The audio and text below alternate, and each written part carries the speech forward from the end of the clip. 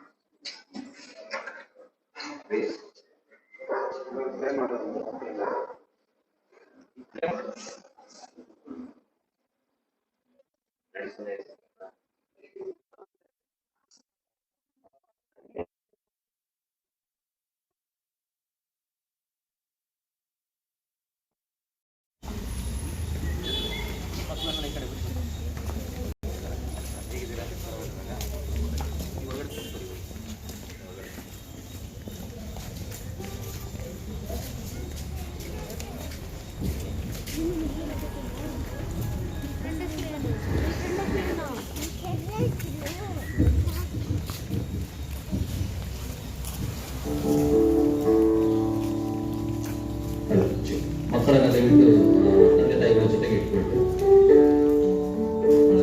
ಸ್ವಲ್ಪ ದೂರ ನಿಂತ್ಕೊಂಡ್ರೆ ಒಳ್ಳೆಯದು. ನಿಮಗೆ ಸ್ವಲ್ಪ ದೂರ ನಿಂತ್ಕೊಳ್ಳಿ. ಮಾಸ್ಕ್ ಅನ್ನ ಕಡ್ಡಾಯವಾದಂತ ರೀತಿ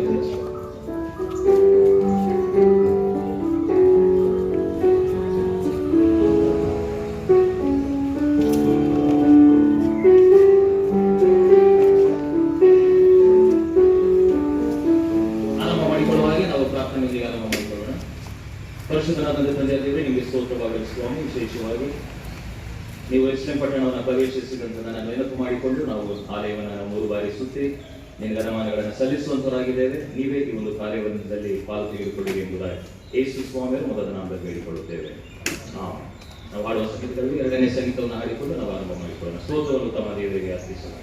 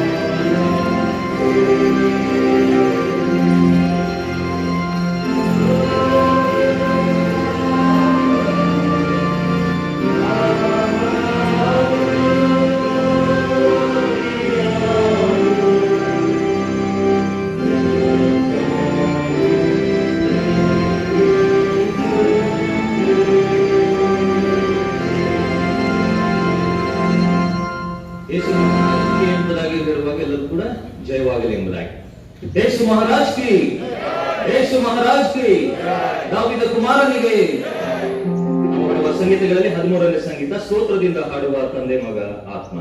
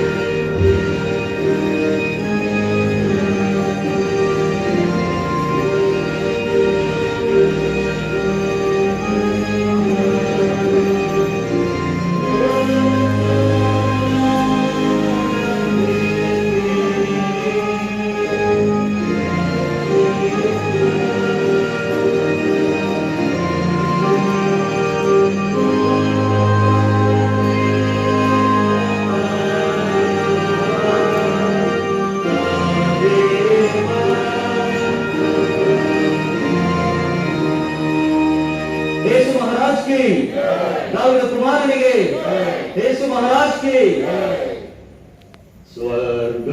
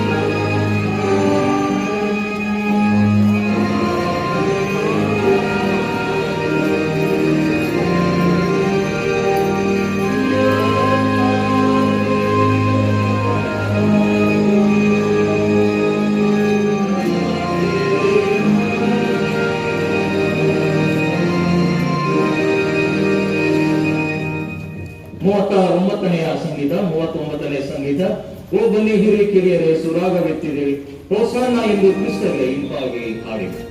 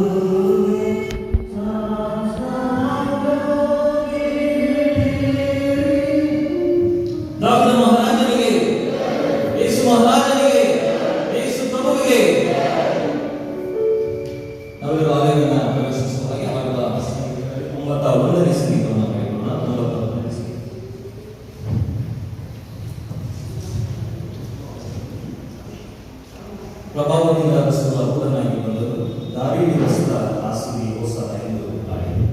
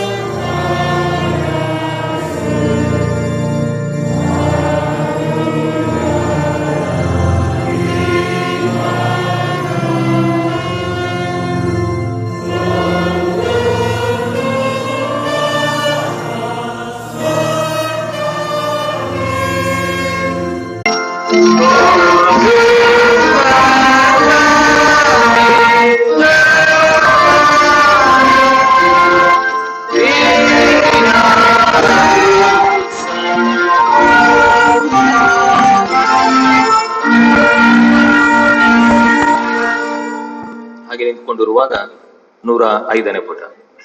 ಒಂದು ಬೆಂಚಿನಲ್ಲಿ ದಯವಿಟ್ಟು 3 ಜನ ಮಾತ್ರ ಕುಳಿತುಕೊಳ್ಳಿರಿ. 3 ಜನರು ಮಾತ್ರ ಕುಳಿತುಕೊಳ್ಳಿರಿ. ದಯವಿಟ್ಟು ಸ್ಥಳ ಇಲ್ಲದವರು ಹೊರಗಡೆ ಸ್ಥಳ ಉಂಟು, ಹೊರಗಡೆ ಹೋಗಿ ಕೇಳಿಕೊಳ್ಳುತ್ತೇನೆ. 105ನೇ ಪುಟ. ತ್ರೈಕ ದೇವರ ಸ್ತುತಿ. ಪರಿಶುದ್ಧನೇ ಪರಿಶುದ್ಧನೇ ಪರಿಶುದ್ಧನೇ, ದೂತಗಣಗಳ ಒಡೆಯನಾದ ದೇವರೇ, ಇಹ ಪರಲೋಕಗಳು ನಿನ್ನ ಪ್ರಭಾವದಿಂದ ತುಂಬುವೆ. ಮಹೋನ್ನತನಾದ ಪ್ರಭುವೇ, ನಿನಗೆ ಮಹಿಮೆ ಉಂಟಾಗಲಿ.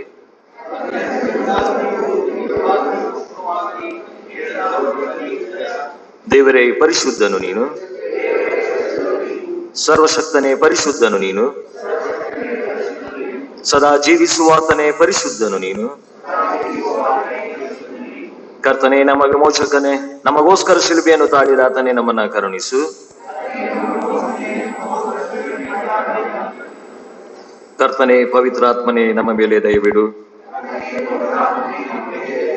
ಕರ್ತನೇ, ನಮ್ಮ ಪ್ರಾರ್ಥನೆಗಳನ್ನ ಸ್ತುತಿಗಳನ್ನ ಸ್ವೀಕರಿಸಿ ನಮ್ಮನ್ನ ಕರುಣಿಸು. ನಾವು ಕುಳಿತುಕೊಂಡು ಪ್ರಾರ್ಥನೆ ಮಾಡಿಕೊಳ್ಳೋಣ.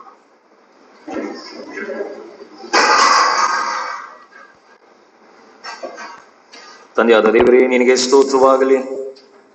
ನಿನ್ನ ಶಕ್ತಿಯಿಂದಲೂ ನಿನ್ನ ಜ್ಞಾನದಿಂದಲೂ ನೀನು ಎಲ್ಲವುಗಳನ್ನ ಉಂಟು ಮಾಡಿದವನು. ನಿನ್ನ ಕುಮಾರನನ್ನ ನಮ್ಮ ರಕ್ಷಕನನ್ನಾಗಿ ಕೊಡುವಷ್ಟು ಲೋಕದ ಮೇಲೆ ಪ್ರೀತಿ ಇಟ್ಟವನು ಆಗಿದೆ. ಕುಮಾರನಾದ ದೇವರೇ ನಿನಗೆ ಸ್ತೋತ್ರವಾಗಲಿ. ನೀನು ಪಾಪದ ಹೊರತಾಗಿ ಎಲ್ಲಾ ವಿಷಯಗಳಲ್ಲಿ ನಮ್ಮ ಹಾಗೆ ಆದವನು. ನಮ್ಮ ಅಪರಾಧಗಳ ನಿಮಿತ್ತ ಒಪ್ಪಿಸಲ್ಪಟ್ಟು ನಮ್ಮ ನೀತಿ ಸ್ಥಾಪನೆಯ ನಿಮಿತ್ತ ಎದ್ದು ಬಂದವನು ಆಗಿದೆ. ಪವಿತ್ರಾತ್ಮನಾದ ದೇವರೇ ನಿನಗೆ ಸ್ತೋತ್ರವಾಗಲಿ. ನೀನು ನಮ್ಮನ್ನ ಸಕಲ ವಿಷಯದಲ್ಲಿಯೂ ಸತ್ಯಕ್ಕೆ ಸೇರಿಸುವವನು, ದೇವರ ಪ್ರೀತಿಯನ್ನು ನಮ್ಮ ಹೃದಯಗಳಲ್ಲಿ ಸುರಿಸುವವನು ಆಗಿದೆ. ತಂದೆ, ಕುಮಾರ, ಪವಿತ್ರಾತ್ಮನಾಗಿರುವ ತ್ರಯೇಕ ದೇವರೇ, ಈಗಲೂ ಎಂದೆಂದಿಗೂ ಸರ್ವ ಸ್ತೋತ್ರ ಮಹಿಮೆಗಳು ಅದು ನಿನಗೆ ಮಾತ್ರ ಉಂಟಾಗಲಿ. ದೇವರ ವಾಕ್ಯ ಹೀಗೆ ತಿಳಿಸುತ್ತದೆ, ನಮ್ಮಲ್ಲಿ ಪಾಪವಿಲ್ಲವೆಂದು ನಾವು ಹೇಳಿದರೆ ನಮ್ಮನ್ನು ನಾವೇ ಮೋಸಪಡಿಸಿಕೊಳ್ಳುತ್ತೇವೆ ಮತ್ತು ಸತ್ಯವೆಂಬುದು ನಮ್ಮಲ್ಲಿಲ್ಲ. ನಮ್ಮ ಪಾಪಗಳನ್ನು ಒಪ್ಪಿಕೊಂಡು ಅರಿಕೆ ಮಾಡಿದರೆ ಅದರ ನಂಬಿಗಸ್ತನು ನೀತಿವಂತನೂ ಆಗಿರುವುದರಿಂದ ನಮ್ಮ ಪಾಪಗಳನ್ನು ಕ್ಷಮಿಸಿ ಬಿಟ್ಟು ಸಕಲ ನೀತಿಯನ್ನು ಪರಿಹರಿಸಿ ನಮ್ಮನ್ನ ಶುದ್ಧಿ ಮಾಡುವನು. ನಾನು ಇದು ನನ್ನ ತಂದೆ ಬೆಳಿಗ್ಗೆ ಹೋಗಿ ಆತನಿಗೆ, ಅಪ್ಪ, ಪರಲೋಕಕ್ಕೆ ವಿರೋಧವಾಗಿಯೂ ನಿನ್ನ ಮುಂದೆಯೂ ಪಾಪ ಮಾಡಿದ್ದೇನೆ, ಇನ್ನು ನಾನು ನಿನ್ನ ಮಗನೆನಿಸಿಕೊಳ್ಳುವುದಕ್ಕೆ ಯೋಗ್ಯನಲ್ಲ ಎಂದು ಹೇಳುವೆ. ದೇವರ ರಾಜ್ಯವು ಸಮೀಪಿಸಿತು. ದೇವರ ಕಡೆಗೆ ತೀರಿಕೊಂಡು ಸುವಾರ್ತೆಯನ್ನು ನಂಬಿರಿ, ಯಾಕೆಂದರೆ ನಮಗಿರುವ ಮಹಾಯಾಜಕನು ನಮ್ಮ ನಿರ್ಬಲ ಅವಸ್ಥೆಯನ್ನು ಕುರಿತು ಅನುತಾಪವಿಲ್ಲದವನು ಅಲ್ಲ. ಆತನು ಸರ್ವ ವಿಷಯಗಳಲ್ಲಿ ನಮ್ಮ ಹಾಗೆ ಶೋಧನೆಗೆ ಗುರಿಯಾದನು, ಪಾಪ ಮಾತ್ರ ಮಾಡಲಿಲ್ಲ. ಆದ್ದರಿಂದ ನಾವುಗಳು ಕೂಡ ಕಳೆದ ವಾರಗಳಲ್ಲಿ ತಂದೆಯಾದ ದೇವರ ವಿರುದ್ಧವಾಗಿ, ದೇವರ ಸೇವಕರುಗಳ ವಿರುದ್ಧವಾಗಿ, ದೇವ ಜನರ ವಿರುದ್ಧವಾಗಿ ಮಾಡಿದಂತೆ ಎಲ್ಲಾ ರೀತಿಯಾದ ತಪ್ಪು ದೋಷಗಳನ್ನ ಸ್ವಲ್ಪ ಹೊತ್ತು ಜ್ಞಾಪಕಕ್ಕೆ ತಂದುಕೊಂಡು ಯಥಾರ್ಥವಾದಂತಹ ಮನಸ್ಸಿನಿಂದ ತಂದೆಯಾದ ದೇವರ ಬಳಿಯಲ್ಲಿ ಅವೆಲ್ಲವುಗಳನ್ನ ಒಪ್ಪಿಕೊಳ್ಳೋಣ.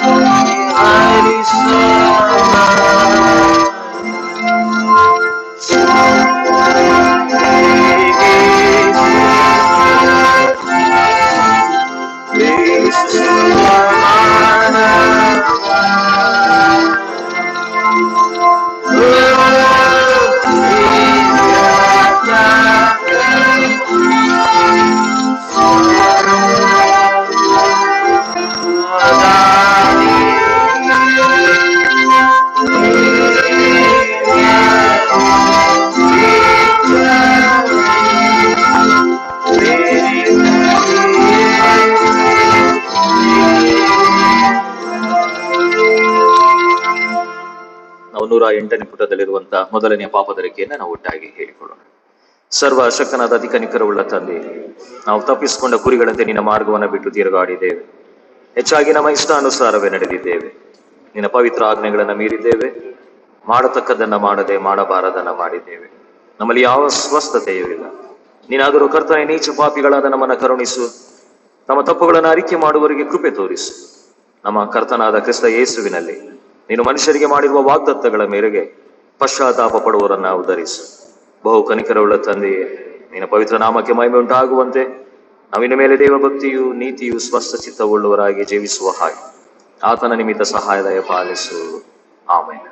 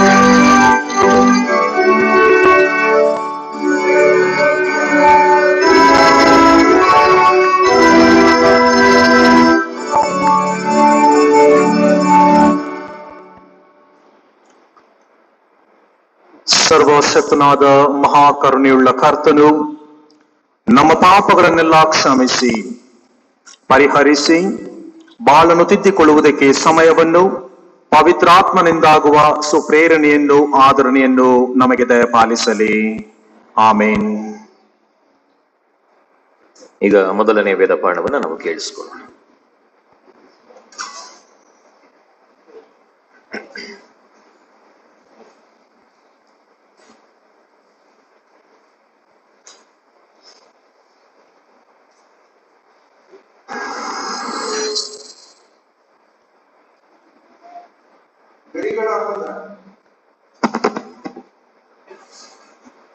ಗರಿಗಳ ಹಬ್ಬದ ಇಂದಿನ ವಿಶೇಷ ಆರಾಧನೆ ಎಂದು ಹಳೆಯ ಒಡಂಬಡಿಕೆ ವೇದ ಪಾರಾಯಣಕ್ಕಾಗಿ ನೇಮಕವಾದ ಭಾಗವು ಜಕರ್ಯನ ಪ್ರವಾದನೆ ಗ್ರಂಥ 9ನೇ ಅಧ್ಯಾಯ ವಚನಗಳು 9ರಿಂದ 17ರವರೆಗೆ.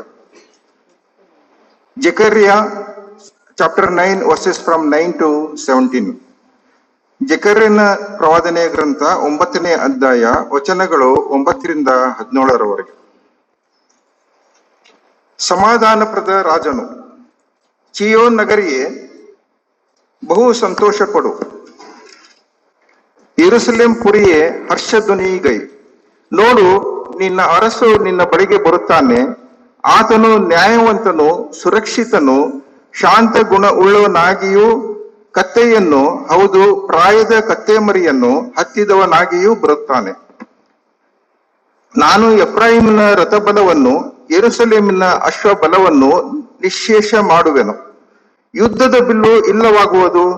ಆತನು ಕೊಡುವ ಅಪ್ಪಣೆಯು ಜನಾಂಗಗಳಿಗೆ ಸಮಾಧಾನಕರವಾಗಿರುವುದು. ಆತನ ಆಳಿಕೆಯು ಸಮುದ್ರದಿಂದ ಸಮುದ್ರದವರೆಗೂ, ಯುಫ್ರೇಟಿಸ್ ನದಿಯಿಂದ ಭೂಮಿಯ ಕಟ್ಟ ಕಡೆಯವರೆಗೂ ಹರಡಿಕೊಂಡಿರುವುದು. ಇಸ್ರಾಯೇಲ್ಯರು ಗ್ರೀಕರನ್ನು ಜಯಿಸುವುದು. ನನ್ನ ಜನವೇ, ನೀನು ಒಡಂಬಡಿಕೆ ಮಾಡಿಕೊಂಡಾಗ ಸುರಿಸಿದ ರಕ್ತವನ್ನು ನಾನು ಸ್ಮರಿಸಿ, ಸೆರೆಯಾಗಿರುವ ನಿನ್ನವರನ್ನು ನೀರಿಲ್ಲದ ಆ ಬಾವಿಯೊಳಗಿಂದ ಬರಮಾಡುವೆನು. ಸುನಿರೀಕ್ಷೆಯುಂಟಾದ ಸೆರೆಯವರೇ, ನಿಮ್ಮ ದುರ್ಗಕ್ಕೆ ಹಿಂದಿರುಗಿರಿ. ನಿಮಗೆ 2ರಷ್ಟು ಸುಖವನ್ನು ದಯಪಾಲಿಸುವೆನು ಎಂದು ಈಗಲೂ ಪ್ರಕಟಿಸುತ್ತೇನೆ. ಯಹೂದವೆಂಬ ಬಿಲ್ಲನ್ನು ಬೊಗ್ಗಿಸಿಕೊಂಡಿದ್ದೇನೆ, ಅದರಲ್ಲಿ ಎಫ್ರಾಯಿಮನ್ನು ಹೂಡಿದ್ದೇನೆ.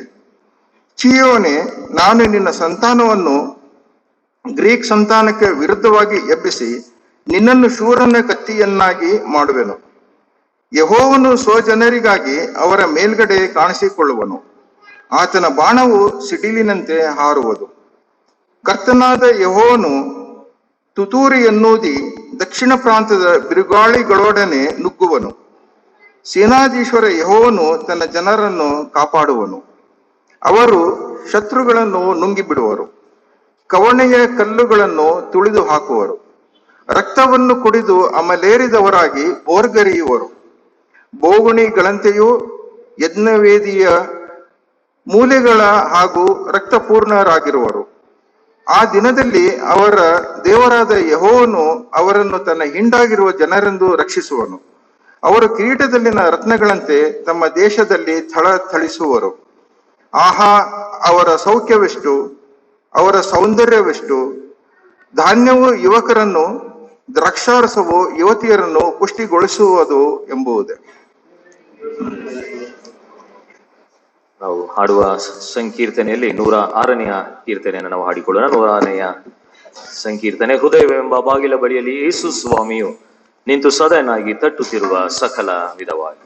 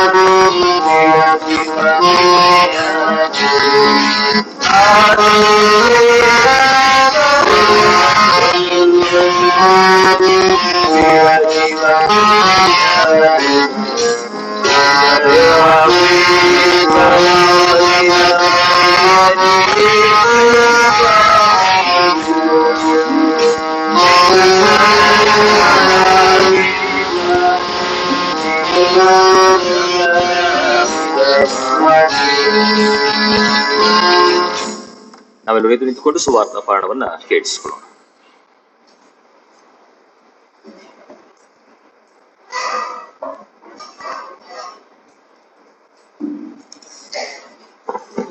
ಈ ಕರಿಗಳ ಭಾನುವಾರದ ಆರಾಧನೆಗಾಗಿ ನೇಮಕವಾದಂತಹ ಸುವಾರ್ತಾ ವೇದ ಪಾರಾಯಣ ಪಾಠವು ಶ್ರೀ ಯೋಹಾನು ಬರೆದ ಸುವಾರ್ತೆ 12ನೇ ಅಧ್ಯಾಯ 1ರಿಂದ 19 ವಚನಗಳು.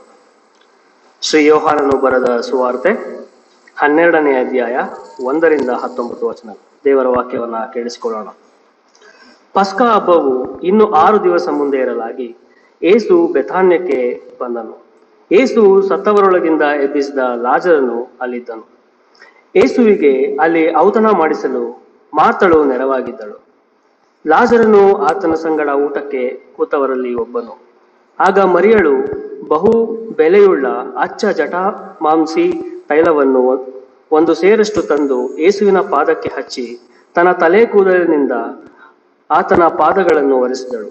ಆ ತೈಲದ ಪರಿಮಳವು ಮನೆಯಲ್ಲೆಲ್ಲ ತುಂಬಿಕೊಂಡಿತು. ಆದರೆ ಆತನ ಶಿಷ್ಯರಲ್ಲಿ ಒಬ್ಬನು, ಅಂದರೆ ಆತನನ್ನು ಹಿಡಿಕೊಡುವುದಕ್ಕಿದ್ದ ಇಸ್ಕರಿಯೋತ ಯೂದನೆಂಬುವನು, ಯಾಕೆ ಈ ತೈಲವನ್ನು 300 ಹಣಕ್ಕೆ ಮಾರಿ ಬಡವರಿಗೆ ಕೊಡಲಿಲ್ಲ ಅಂದನು. ಅವನು ಬಡವರಿಗೋಸ್ಕರ ಚಿಂತಿಸಿ ಇದನ್ನು ಹೇಳಲಿಲ್ಲ. ಅವನು ಕಳ್ಳನಾಗಿದ್ದು ತನ್ನ ವಶದಲ್ಲಿದ್ದ ಅವರ ಹಣದ ಚೀಲದಲ್ಲಿ ಹಾಕಿದ್ದನ್ನು ತಕ್ಕೊಳ್ಳುವವನಾಗಿದ್ದರಿಂದಲೇ ಹೇಳಿದನು. ಆಗ ಏಸು, ಈಕೆಯನ್ನು ಬಿಡು, ನನ್ನನ್ನು ಹೂಣಿಡುವ ದಿವಸಕ್ಕಾಗಿ ಅದನ್ನು ಇಟ್ಟುಕೊಳ್ಳಲಿ. ಬಡವರು ಯಾವಾಗಲೂ ನಿಮ್ಮ ಬಳಿಯಲ್ಲಿ ಇರುತ್ತಾರೆ, ಆದರೆ ನಾನು ಯಾವಾಗಲೂ ನಿಮ್ಮ ಬಳಿಯಲ್ಲಿ ಇರುವುದಿಲ್ಲ ಅಂದನು. ಯಹೂದ್ಯರ ಜನಸಮೂಹವು ಆತನು ಅಲ್ಲಿ ಇದ್ದಾನೆಂದು ತಿಳಿದು ಏಸುವನ್ನು ನೋಡುವುದಕ್ಕೆ ಮಾತ್ರವಲ್ಲದೆ ಆತನು ಸತ್ತವರೊಳಗಿಂದ ಎಬ್ಬಿಸಿದ ಲಾಜರನನ್ನು ಸಹ ನೋಡಬೇಕೆಂಬುದಾಗಿ ಬಂದರು. ಆದರೆ ಮಹಾಯಾಜಕರು ಲಾಜರನನ್ನು ಕೊಲ್ಲಬೇಕೆಂದು ಆಲೋಚಿಸಿದರು. ಯಾಕಂದರೆ ಅವನ ದೆಸೆಯಿಂದ ಯಹೂದ್ಯರಲ್ಲಿ ಅನೇಕರು ಹೋಗಿ ಯೇಸುವನ್ನು ನಂಬುವರಾಗಿದ್ದರು. ಯೇಸು ಯೆರೂಸಲೇಮಿನಲ್ಲಿ ಅರಸನಂತೆ ಪ್ರವೇಶ ಮಾಡಿದರು. ಮರುದಿವಸ ಜಾತ್ರೆಗೆ ಬಂದಿದ್ದ ಜನಸಮೂಹವು ಯೇಸು ಯೆರೂಸಲೇಮಿಗೆ ಬರುತ್ತಾನೆಂದು ಕೇಳಿ ಖರ್ಜೂರದ ಗರಿಗಳನ್ನು ತಕ್ಕೊಂಡು ಆತನನ್ನು ಎದುರುಗೊಳ್ಳುವುದಕ್ಕೆ ಹೊರಗೆ ಬಂದು, ಜಯ, ಕರ್ತನ ಹೆಸರಿನಲ್ಲಿ ಬರುವವನಿಗೆ ಆಶೀರ್ವಾದ, ಇಸ್ರಾಯೇಲಿನ ಅರಸನಿಗೆ ಆಶೀರ್ವಾದ ಎಂದು ಆರ್ಭಟಿಸಿದರು. ಮತ್ತು ಯೇಸು ಕತ್ತೆ ಮರಿಯನ್ನು ತರಿಸಿಕೊಂಡು ಅದರ ಮೇಲೆ ಕೂತುಕೊಂಡನು. ಇದರಿಂದ ಚಿಯೋನ್ ನಗರಿಯೇ ಹೆದರಬೇಡ, ಇಗೋ, ನಿನ್ನ ಅರಸನು ಕತ್ತೆ ಮರಿಯ ಮೇಲೆ ಕೂತುಕೊಂಡು ಬರುತ್ತಾನೆ ಎಂಬ ಶಾಸ್ತ್ರದ ಮಾತು ನೆರವೇರಿತು. ಇದು ಆತನ ಶಿಷ್ಯರಿಗೆ ಮೊದಲು ತಿಳಿದಿರಲಿಲ್ಲ. ಆದರೆ ಯೇಸು ತನ್ನ ಮಹಿಮೆಯ ಪದವಿಗೆ ಬಂದ ಮೇಲೆ ಇದು ಆತನ ವಿಷಯವಾಗಿಯೇ ಬರಲಿದೆ ಎಂದು ಆತನಿಗೆ ನಾವು ಅದನ್ನೆಲ್ಲ ಮಾಡಿದವೆಂದು ಅವರ ನೆನಪಿಗೆ ಬಂತು. ಇದಲ್ಲದೆ ಆತನು ಲಾಜರನನ್ನು ಸಮಾಧಿಯೊಳಗಿಂದ ಕರೆದು ಬದುಕಿಸಿದ ವೇಳೆಯಲ್ಲಿ ಆತನ ಸಂಗಡ ಇದ್ದ ಜನರು ಅದನ್ನು ಸಾರುತ್ತಿದ್ದರು. ಆತನು ಈ ಸೂಚಕ ಕಾರ್ಯವನ್ನು ಮಾಡಿದನೆಂದು ಕೇಳಿದ ಕಾರಣದಿಂದಲೂ ಜನರು ಆತನನ್ನು ಎದುರುಗೊಳ್ಳುವುದಕ್ಕೆ ಹೋಗಿದ್ದರು. ಹೀಗಿರಲಾಗಿ ಫರಿಸಾಯರು, ನಮ್ಮ ಯತ್ನವೇನೂ ಸಾಗಲಿಲ್ಲ, ನೋಡಿರಿ, ಲೋಕವೆಲ್ಲ ಆತನ ಹಿಂದೆ ಹೋಯ್ತಲ್ಲ ಎಂದು ಒಬ್ಬರಿಗೊಬ್ಬರು ಮಾತಾಡಿಕೊಂಡರು ಎಂಬುವಂಥದ್ದೇ. ಕ್ರಿಸ್ತನೇ, ನಿನಗೆ ಸ್ತೋತ್ರವಾಗಲಿ.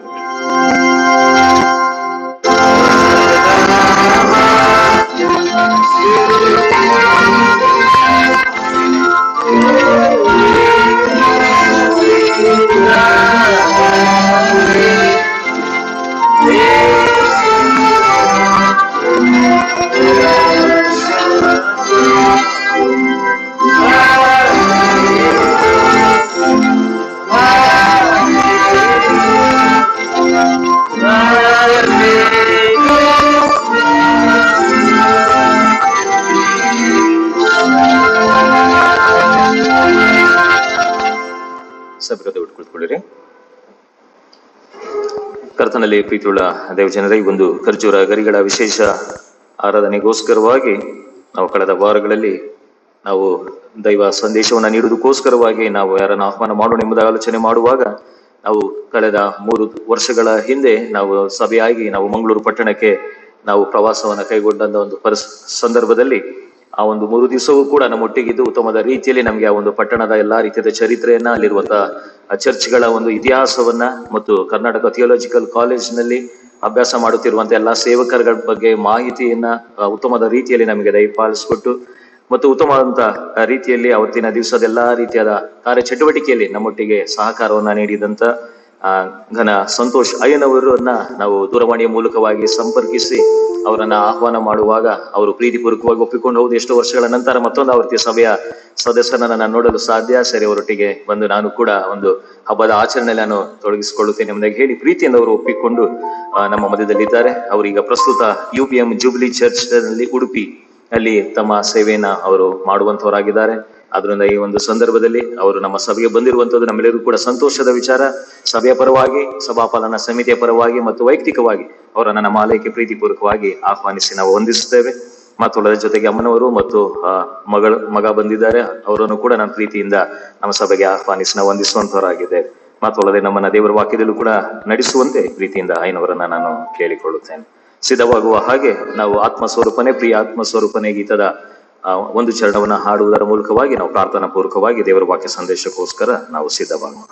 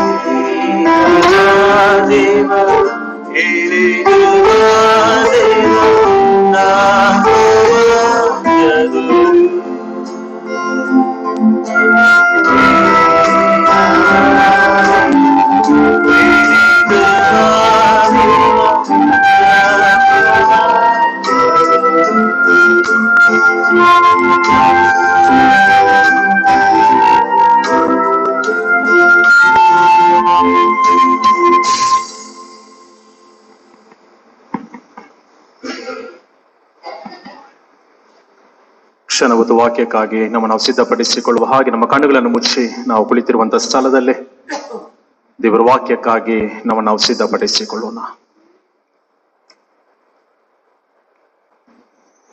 ಹೃದಯವೆಂಬ ಬಾಗಿಲ ಬಳಿಯಲ್ಲಿ ಯೇಸು ಸ್ವಾಮಿಯು ನಿಂತು ಸದೆಯನಾಗಿ ತಟ್ಟುತ್ತಿರುವನೆಂಬುದಾಗಿ ನಾವು ಸಂಗೀತವನ್ನು ಆಡಿದ್ದೇವೆ. ಮಾತ್ರವಲ್ಲ, ಆತ್ಮ ಸ್ವರೂಪನೇ ನಮ್ಮೊಳಗೆ ಬಾ ಸ್ವಾಮಿ, ಈಗ ಬಾ ಸ್ವಾಮಿ ಎಂಬುದಾಗಿ ನಾವು ಸಂಗೀತವನ್ನು ಹಾಡಿದ್ದೇವೆ. ಈ ಒಂದು ಸಮಯದಲ್ಲಿ ನಾವು ತ್ರೈಕ ದೇವರನ್ನು ಸ್ವಾಗತಿಸುತ್ತಾ ದೇವ ನಮ್ಮೊಳಗೆ ಬಾ ಸ್ವಾಮಿ, ನಮ್ಮೊಳಗೆ ಕಾರ್ಯ ಮಾಡು. ಅಂದು ಯೆರೂಸಲೇಮನ್ನು ಪ್ರವೇಶ ಮಾಡಿದಂತೆ ಯೇಸುವೆ, ಇದು ನಮ್ಮೊಳಗೆ ಬಾ ಸ್ವಾಮಿ, ನಮ್ಮ ಹೃದಯದೊಳಗೆ ಪ್ರವೇಶ ಮಾಡಿ ಎಂಬುದಾಗಿ ನಾವೆಲ್ಲರೂ ಕೂಡ ಪ್ರಾರ್ಥನಾ ಪೂರ್ವಕವಾಗಿ ವಾಕ್ಯಕ್ಕಾಗಿ ಸಿದ್ಧರಾಗೋಣ.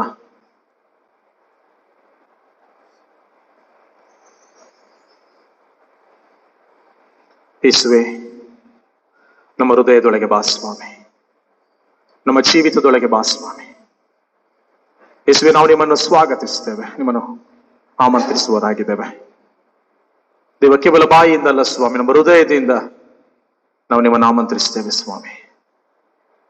ದೇವ, ಈ ನಿಮ್ಮ ಸಂತೋಷಗಳಿಗೆ, ನಮ್ಮ ಈ ಸಂಭ್ರಮಗಳಿಗೆ ದೇವ ನೀನು ಮೂಲ ಕಾರಣ ಆಗಿರಬೇಕು. ನಮ್ಮ ಜೀವಿತಕ್ಕೆ ನೀನು ಕರ್ತನ ಒಡೆಯನಾಗಿರ್ಬೇಕು. ಆದ್ರಿಂದ ಸ್ವಾಮಿ, ಸಮಯದಲ್ಲಿ ನಾವು ನಿಮ್ಮನ್ನು ಸ್ವಾಗತಿಸ್ತೇವೆ. ಅಂದು ಓಸನ್ನ ಜಯ ಎಂಬುದಾಗಿ ಹಾಡಿದ ರೀತಿಯಲ್ಲಿ ಕರ್ತ ನಾವು ನಿಮ್ಮನ್ನು ಸ್ತುತಿಸ್ತೇವೆ, ಕೊಂಡಾಡ್ತೇವೆ, ಆರಾಧಿಸ್ತೇವೆ. ಮಾತ್ರಲ್ಲ ಕರ್ತನೆ, ಈಗ ಸ್ವಲ್ಪ ಹೊತ್ತಿನ ವಾಕ್ಯವನ್ನು ನಾವು ಕೇಳಲಿಕ್ಕೆ ನಾವು ಸಿದ್ಧರಾಗಿದ್ದೇವೆ. ದೇವ್ರು ನಮ್ಮೊಂದಿಗೆ ಮಾತನಾಡ್ರಿ, ನಮ್ಮೆಲ್ಲ ಹೃದಯಗಳೊಂದಿಗೆ ನೀವು ಮಾತನಾಡ್ರಿ. ದೇವ, ಈ ಮುಂಚಾನೆ ವೇಳೆಯಲ್ಲಿ ಕರ್ತನೆ, ನಿಮ್ಮ ವಾಕ್ಯಗಳು ಬಿತ್ತಲ್ಪಡುವಾಗ ಅನೇಕ ಹೃದಯಗಳಲ್ಲಿ ಇದು ಕಾರ್ಯ ಮಾಡ್ಲಿಕ್ಕೆ ಆಗುತ್ತೆ. ನೀವು ಕಾರ್ಯ ಮಾಡ್ರಿ ಸ್ವಾಮಿ.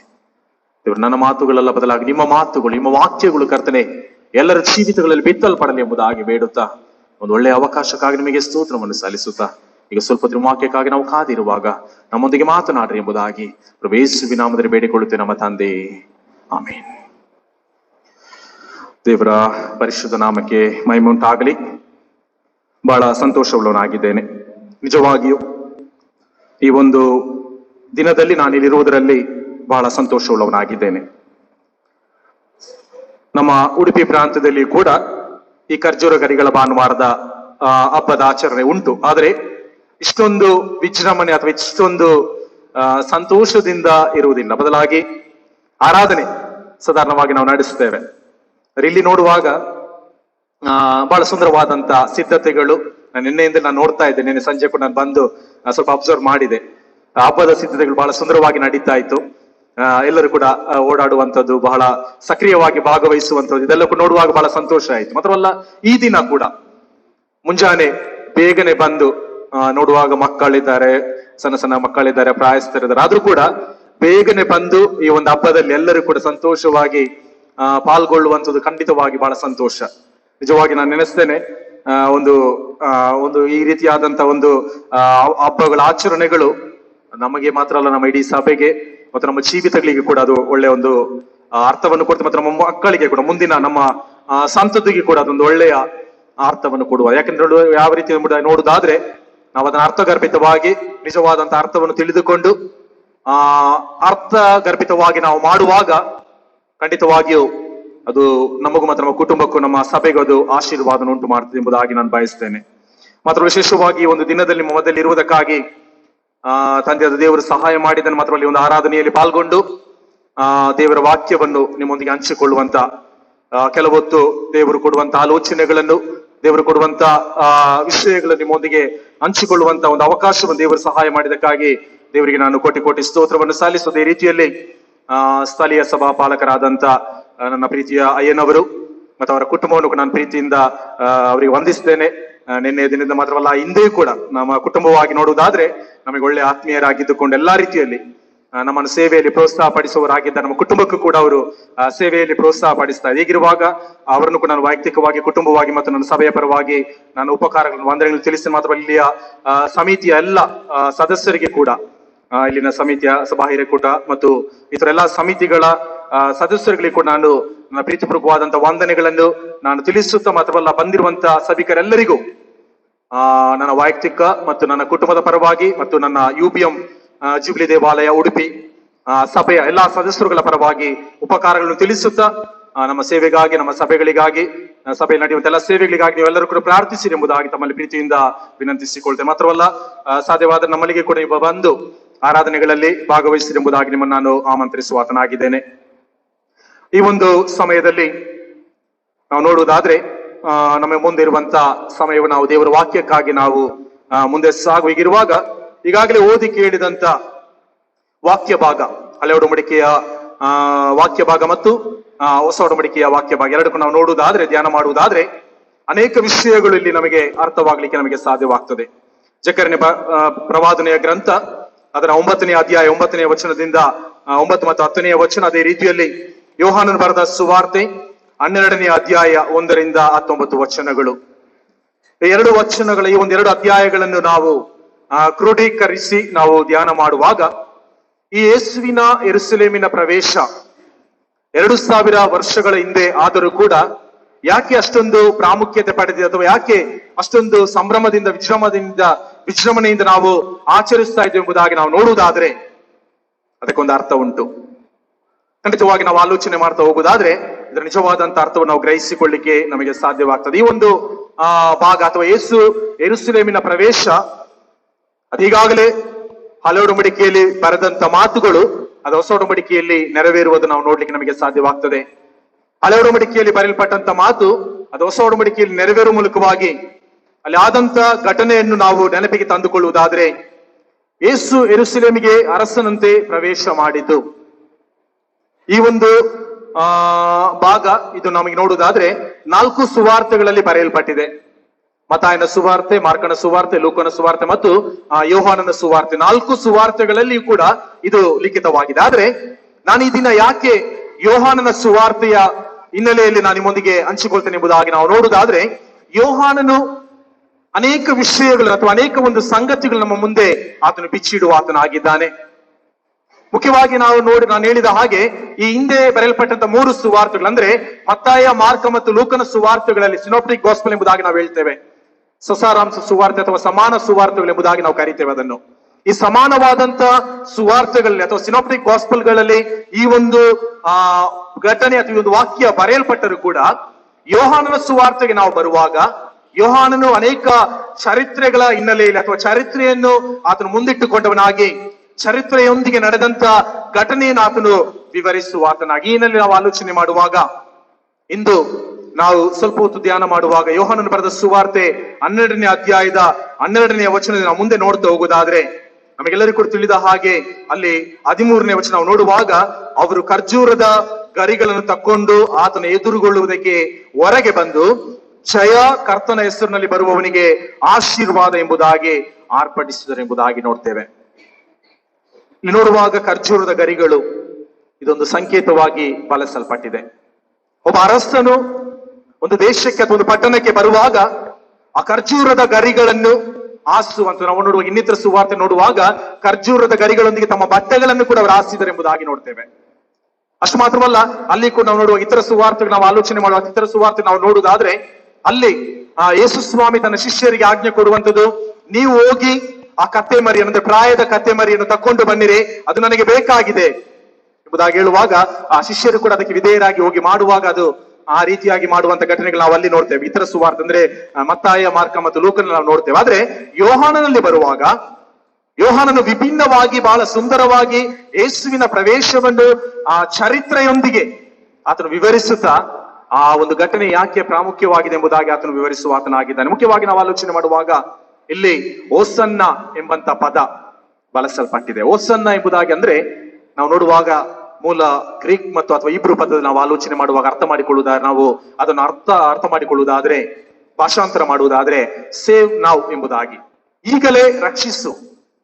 ಸೇವ್ ನೌ ಅಂದ್ರೆ ಈಗಲೇ ನಮ್ಮನ್ನು ರಕ್ಷಿಸು ಎಂಬುದಾಗಿ ಆ ಒಂದು ಅರ್ಥವನ್ನು ಕೊಡುವಂತದ್ದು. ಹೀಗಿರುವಾಗ ಯಾಕೆ ಈ ಒಂದು ಈಗಲೇ ನಮ್ಮನ್ನು ರಕ್ಷಿಸು, ಈಗಲೇ ರಕ್ಷಿಸು, ಸೇವ್ ನೌ ಎಂಬುದಾಗಿ ಯಾಕೆ ಬರೆಯಲ್ಪಟ್ಟಿದೆ ಎಂಬುದಾಗಿ ನೋಡುವಾಗ ಅದೊಂದು ಎಮೋಷನಲ್ ಆಗಿ ಬರುವಂತ ಒಂದು ಭಾವನೆ ಅಥವಾ ಒಂದು ಕೂಗಾಗಿದೆ.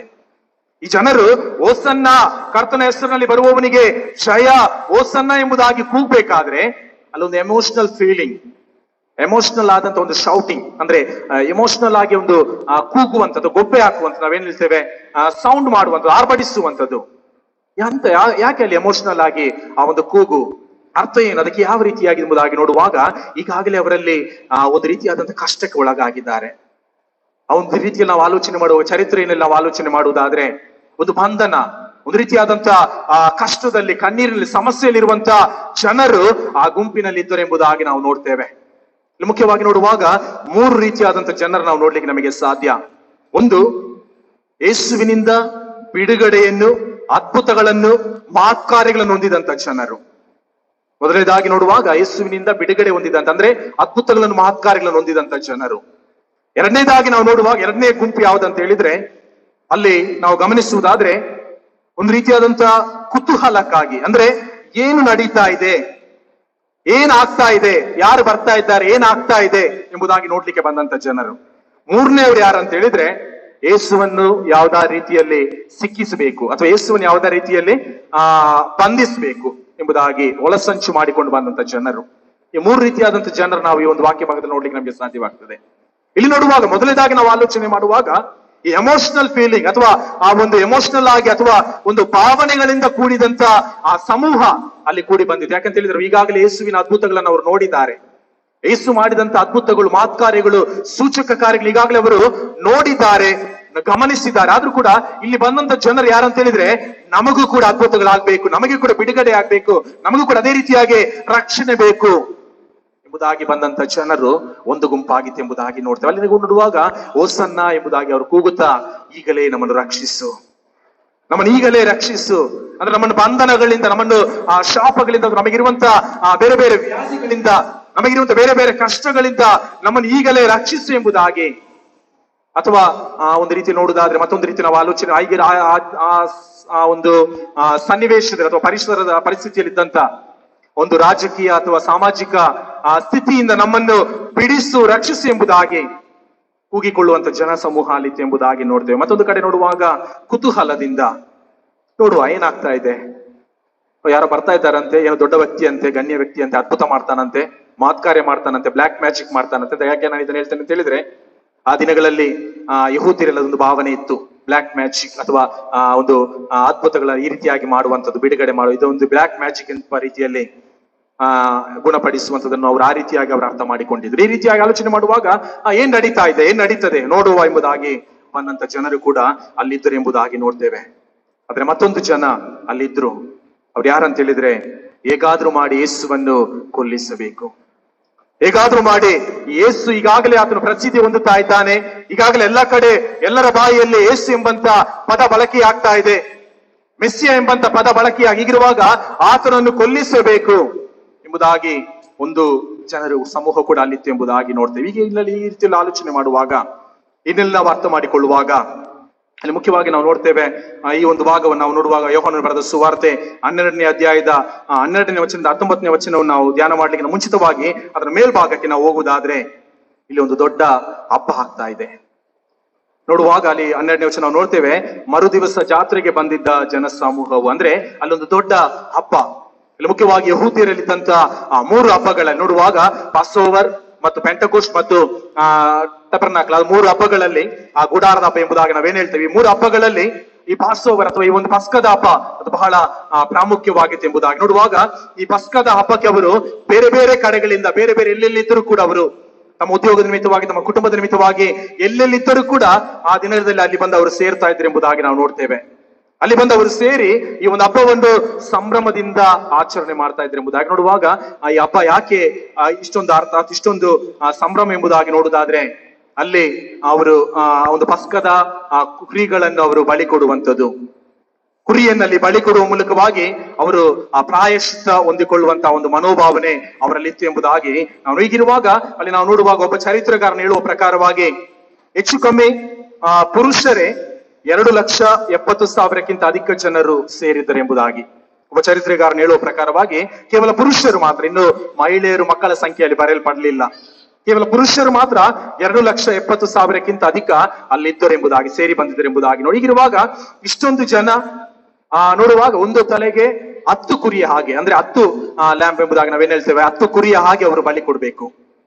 ಹೀಗಿರುವಾಗ ಎಷ್ಟೊಂದು ಕುರಿಗಳಲ್ಲಿ ಬಲಿಯನ್ನು ಕೊಡುವಂತ ಒಂದು ಕಾರ್ಯ ನಡೀತಾ ಇದೆ ಎಂಬುದಾಗಿ ನಾವು ಅರ್ಥ ಮಾಡಿಕೊಳ್ಬೇಕಾದದ್ದು ಬಹಳ. ಹೀಗಿರುವಾಗ ಇಲ್ಲಿ ನಾವು ಆಲೋಚನೆ ಮಾಡುವಾಗ ಇಷ್ಟೊಂದು ದೊಡ್ಡದಾದಂತ ಈ ಹಬ್ಬಕ್ಕೆ ಅಥವಾ ಜಾತ್ರೆಗೆ ಯೇಸು ಸ್ವಾಮಿ ಬರ್ತಾನೆ ಎಂಬುದಾಗಿ ಕೇಳುವಾಗ ಇಲ್ಲಿ ಅನೇಕರು ಬೇರೆ ಬೇರೆ ರೀತಿಯಾದ ಮನೋಭಾವನೆಯಿಂದ ಸೇರಿ ಬಂದರೆಂಬುದಾಗಿ ನಾವು ನೋಡ್ತೇವೆ. ಮುಖ್ಯವಾಗಿ ನಾವು ಆಲೋಚನೆ ಮಾಡುವಾಗ ಇದರ ಯೋಹಾನನ ಬರೆದ ಸುವಾರ್ತೆ 12ನೇ ಅಧ್ಯಾಯದ 9ನೇ ವಚನ ನಾವು ನೋಡುವಾಗ ಅಲ್ಲಿ 9ನೇ ವಚನದಲ್ಲಿ ಹೀಗೆ ಬರೆಯಲ್ಪಟ್ಟಿದೆ, ಯಹೂದ್ಯರ ಜನಸಮೂಹವು ಆತನು ಅಲ್ಲಿದ್ದಾನೆಂದು ತಿಳಿದು ಯೇಸುವನ್ನು ನೋಡುವುದಕ್ಕಾಗಿ ಮಾತ್ರವಲ್ಲದೆ ಆತನು ಸತ್ತರೊಳಗಿಂದ ಎಬ್ಬಿಸಿದ ಲಾಜರನನ್ನು ಸಹ ನೋಡಬೇಕೆಂಬುದಾಗಿ ಬಂದರು ಎಂಬುದಾಗಿ. ನಾನು ಈಗಾಗಲೇ ಹೇಳಿದ ಪ್ರಕಾರವಾಗಿ ಪ್ರಾರಂಭದಲ್ಲಿ ನಾನು ಹೇಳಿದ ಪ್ರಕಾರವಾಗಿ ಈಗಾಗಲೇ ಯೇಸುವನ್ನು ನೋಡ್ಬೇಕು. ಅಷ್ಟು ಮಾತ್ರ ಅಲ್ಲ, ಯೇಸು ಸ್ವಾಮಿ ಲಾಜರನನ್ನು ಎಬ್ಬಿಸಿದ್ದಾನೆ.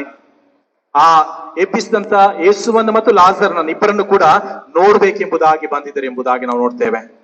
ಮುಖ್ಯವಾಗಿ ನಾವಿಲ್ಲಿ ಅರ್ಥ ಮಾಡಿಕೊಳ್ಬೇಕಾದಂತ ಕಾರ್ಯ ಏನಂತ ಹೇಳಿದ್ರೆ, ಇವರು ಕೇವಲ ಒಂದು ರೀತಿಯಲ್ಲಿ ನಾವು ಅರ್ಥ ಮಾಡಿಕೊಳ್ಬೇಕಾದ್ರೆ ಅಥವಾ ಒಂದು ರೀತಿಯಲ್ಲಿ ನಾವು ನಮ್ಮ ಆಲೋಚನೆ ನಾವು ತಂದುಕೊಳ್ಬೇಕಾದ್ರೆ ಈಗಿನದಕ್ಕೆ ನಾವು ಅರ್ಥ ಮಾಡಿಕೊಳ್ಬೇಕಾದ್ರೆ ಅದ್ಭುತಗಳನ್ನು ನೋಡಿ ಬಂದಂತ ಜನರು, ಅದ್ಭುತಗಳನ್ನು ನೋಡಿ ಯೇಸುವನ್ನು ಹಿಂಬಾಲಿಸಿದಂತ ಜನರು ಇವರಾಗಿದ್ದಾರೆ ಎಂಬುದಾಗಿ ನೋಡ್ತೇವೆ.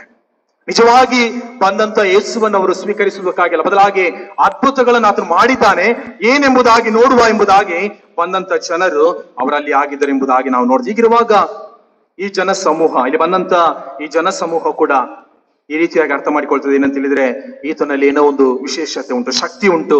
ಆ ಶಕ್ತಿ ಏನೆಂಬುದಾಗಿ ನಾವು ನೋಡ್ಬೇಕೆಂಬುದಾಗಿ ಬಯಸಿ ಅವರು ಬಂದರು ಎಂಬುದಾಗಿ ನಾವು ನೋಡ್ತೇವೆ. ಅಷ್ಟು ಮಾತ್ರವಲ್ಲ, ನೋಡುವಾಗ ಮತ್ತೊಂದು ಜನಸಮೂಹದ ಕುರಿತಾಗಿ ನಾವು ಆಲೋಚನೆ ಮಾಡುವಾಗ 10ನೇ ವಚನಕ್ಕೆ ಬರುವಾಗ, ಆದರೆ ಮಹಾಯಾಜಕರು ಲಾಜರನನ್ನು ಕೊಲ್ಲಬೇಕೆಂದು ಆಲೋಚಿಸಿದರು.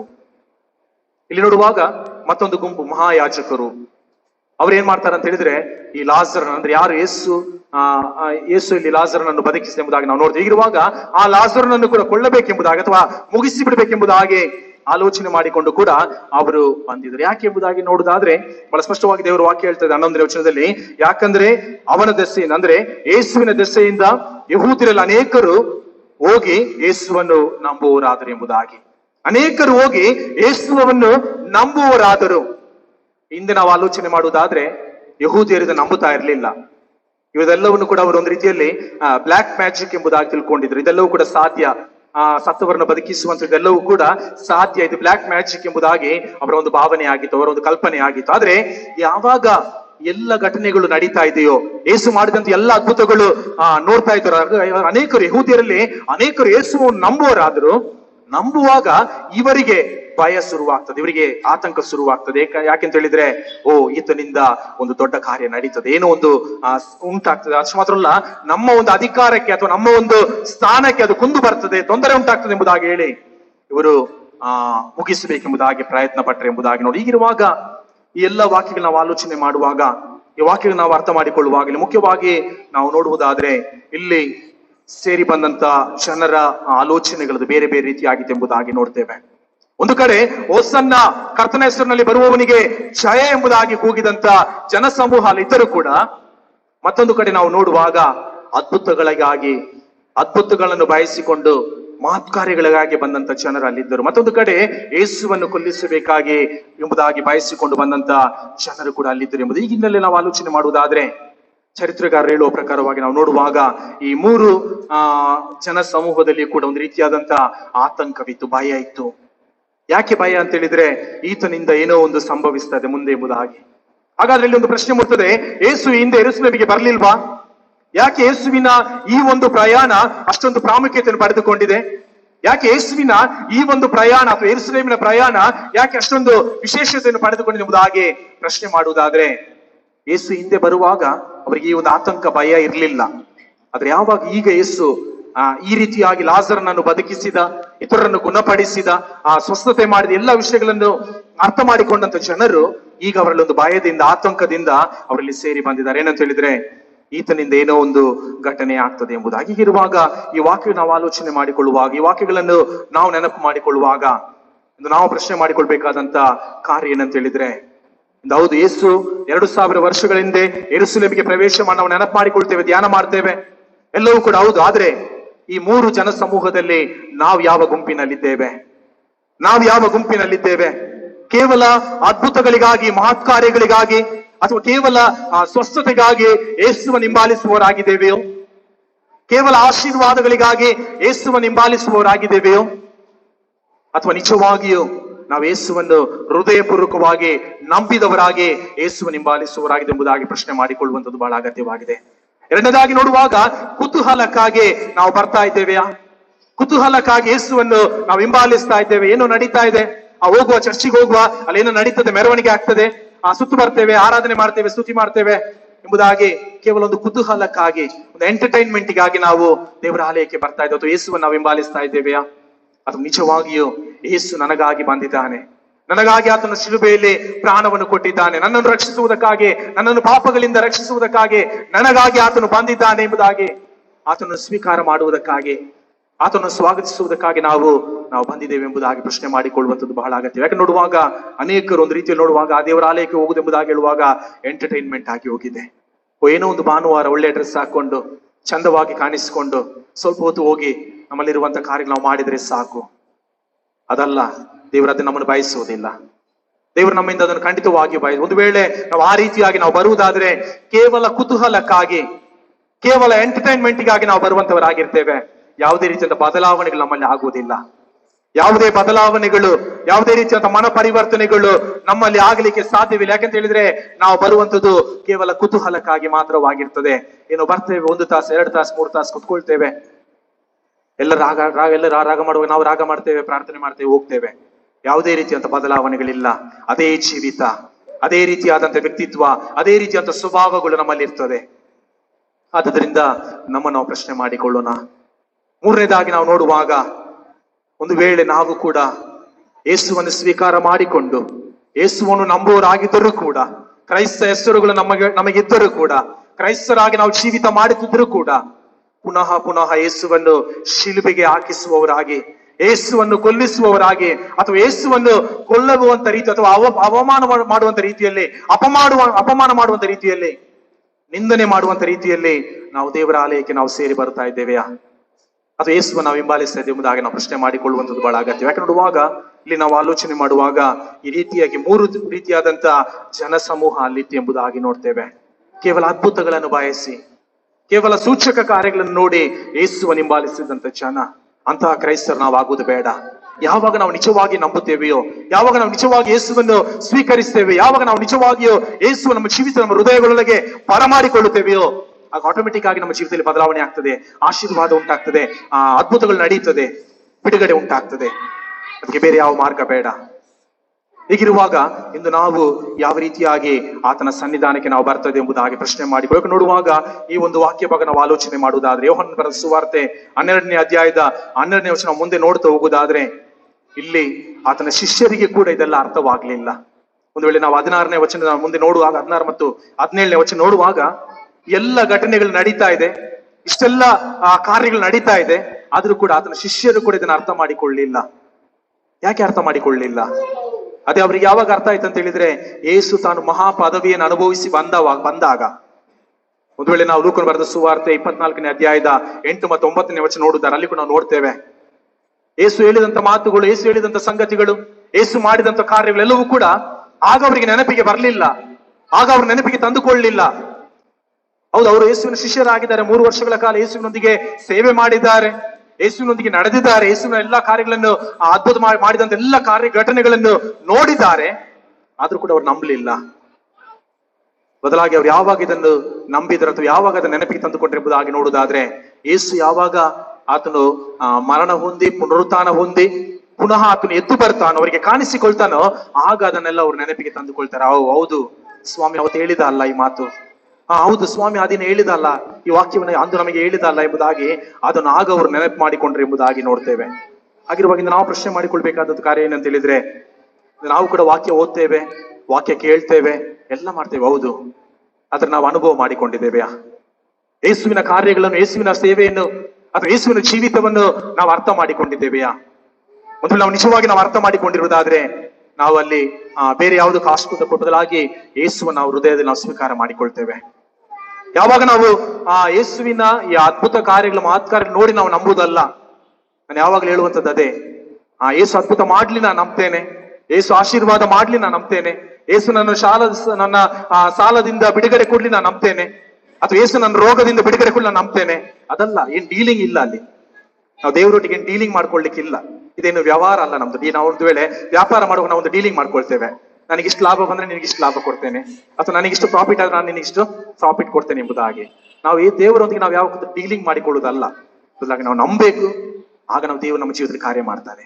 ನಾವು ನಂಬದೆ ಈ ರೀತಿಯಾದಂತಹ ಕೆಲವೊಂದು ಕಂಡೀಷನ್ಸ್ ಅಥವಾ ಡೀಲಿಂಗ್ ಅನ್ನು ಇಟ್ಟುಕೊಂಡು ನಾವು ದೇವರ ಬಳಿಗೆ ಬರುವುದಾದ್ರೆ, ದೇವರ ಸನ್ನಿಧಾನಕ್ಕೆ ಬರುವುದಾದ್ರೆ, ಖಂಡಿತವಾಗಿ ನಮಗೆ ಬಿಡುಗಡೆ ಆಗುವುದಿಲ್ಲ, ಖಂಡಿತವಾಗಿ ನಮಗೆ ಅದ್ಭುತ ಆಗುವುದಿಲ್ಲ, ಖಂಡಿತವಾಗಿ ದೇವರ ಕಾರ್ಯಗಳು, ದೇವರ ಮಹತ್ಕಾರ್ಯಗಳು ಸೂಚಕ ನಾವು ಅನುಭವ ಮಾಡ್ಲಿಕ್ಕೆ ಸಾಧ್ಯವಿಲ್ಲ. ಅದರಿಂದ ನಾವು ಅರ್ಥ ಮಾಡಿಕೊಳ್ಬೇಕಾದಂತ ಕಾರ್ಯ ಏನಂತ ಹೇಳಿದ್ರೆ, ಇಂದು ನಾವು ಯಾವ ರೀತಿಯಾಗಿ ಯೇಸುವಿನ ಬಳಿಗೆ ಬರ್ತಾ ಇದ್ದೇವೆ, ನಾವು ಯಾವ ಉದ್ದೇಶದೊಂದಿಗೆ ಅಥವಾ ಯಾವ ಆಲೋಚನೆಗಳೊಂದಿಗೆ ಯೇಸುವಿನ ಸನ್ನಿಧಾನಕ್ಕೆ ನಾವು ಬರ್ತಾ ಇದ್ದೇವೆ. ಬಹಳ ಸುಂದರವಾದಂತಹ ಆಲಯ. ನಾನು ನೋಡುವಾಗ ಒಳಗೆ ಬಂದ ಕೂಡಲೇ ಆ ದೇವರ ಪ್ರಸನ್ನತೆ ಇದೆ, ಸುಂದರವಾದಂತಹ ಆಲಯ.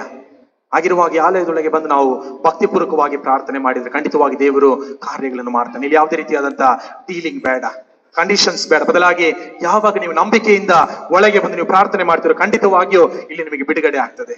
ಖಂಡಿತವಾಗಿ ದೇವರು ನಿಮ್ಮ ಜೀವಿತಗಳಲ್ಲಿ ಅದ್ಭುತ ಮಾಡ್ಲಿಕ್ಕೆ ಆಗ್ತದೆ. ಈಗ ನೋಡುವಾಗ ಇಂದು ನಾವು ದೇವರೊಂದಿಗೆ ಯಾವ ರೀತಿಯಾದಂತಹ ಒಂದು ಸಂಬಂಧವನ್ನು ಇಟ್ಟುಕೊಂಡಿದ್ದೇವೆ ಎಂಬುದಾಗಿ ಪ್ರಶ್ನೆ ಮಾಡಿಕೊಳ್ಳುವಂಥದ್ದು ಕೂಡ ಬಹಳ. ಮೂರನೇದಾಗಿ ನಾವು ನೋಡುವುದಾದ್ರೆ, ಅಲ್ಲಿ ಇದ್ದಂತ ಅನೇಕರು ಫರಿಸಾಯರು, ಶಾಸ್ತ್ರಿಗಳು. ನೋಡುವಾಗ ಫರಿಸಾಯರು ಯೇಸುವಿನ ಈ ಕಾರ್ಯಗಳನ್ನು ನೋಡಿದರು, ಸ್ವಲ್ಪ ಮಟ್ಟಿಗೆ ನಂಬಿದರು ಎಂಬುದಾಗಿ ನೋಡ್ತೇವೆ. ಆದ್ರೆ ಸಂಪೂರ್ಣವಾಗಿ ಅವರು ನಂಬಲಿಲ್ಲ.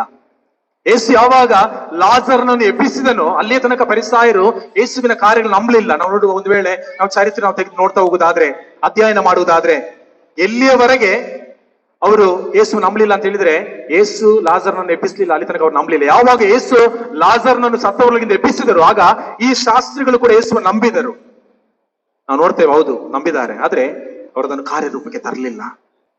ಕೇವಲ ನಂಬಿದ್ರು ಮಾತ್ರ. ಹೌದು, ಇದರಿಂದ ಸಾಧ್ಯ, ಇದನ್ನು ಮಾಡ್ತಾನೆ, ಇದನ್ನೊಬ್ಬ ಶಕ್ತನೆಂಬುದಾಗಿ ನಂಬಿದ್ರೆ ಹೊರತು ಅವರು ಪರಿಪೂರ್ಣವಾಗಿ ಅದನ್ನು ಕಾರ್ಯರೂಪಕ್ಕೆ ತಮ್ಮ ಹೃದಯದೊಳಗೆ ಅವರು ತಂದುಕೊಳ್ಳಲಿಲ್ಲ. ಆದ್ರಿಂದಲೇ ಅವರ ಜೀವಿತಗಳಲ್ಲಿ ಬಿಡುಗಡೆ ಆಗಲಿಲ್ಲ ಎಂಬುದಾಗಿ ನೋಡಿ. ಹೀಗಿರುವಾಗ ಇಲ್ಲಿ ನೋಡುವಾಗ ಫರಿಸಾಯರು ಇಲ್ಲಿ ಆಲೋಚನೆ ಮಾಡಿಕೊಳ್ಳುವುದೇನು ತಿಳಿದ್ರೆ, ನಮ್ಮ ಯತ್ನವೇನೂ ಸಾಗಲಿಲ್ಲ, ನೋಡಿರಿ ಲೋಕವೆಲ್ಲ ಆತನ ಹಿಂದೆ ಹೋಯ್ತಲ್ಲ ಎಂದು ಒಬ್ಬರಿಗೊಬ್ಬರು ಮಾತಾಡಿಕೊಂಡ್ರು ಎಂಬುದಾಗಿ. ಎಂತ ಒಂದು ಮಾತು ನೋಡಿ.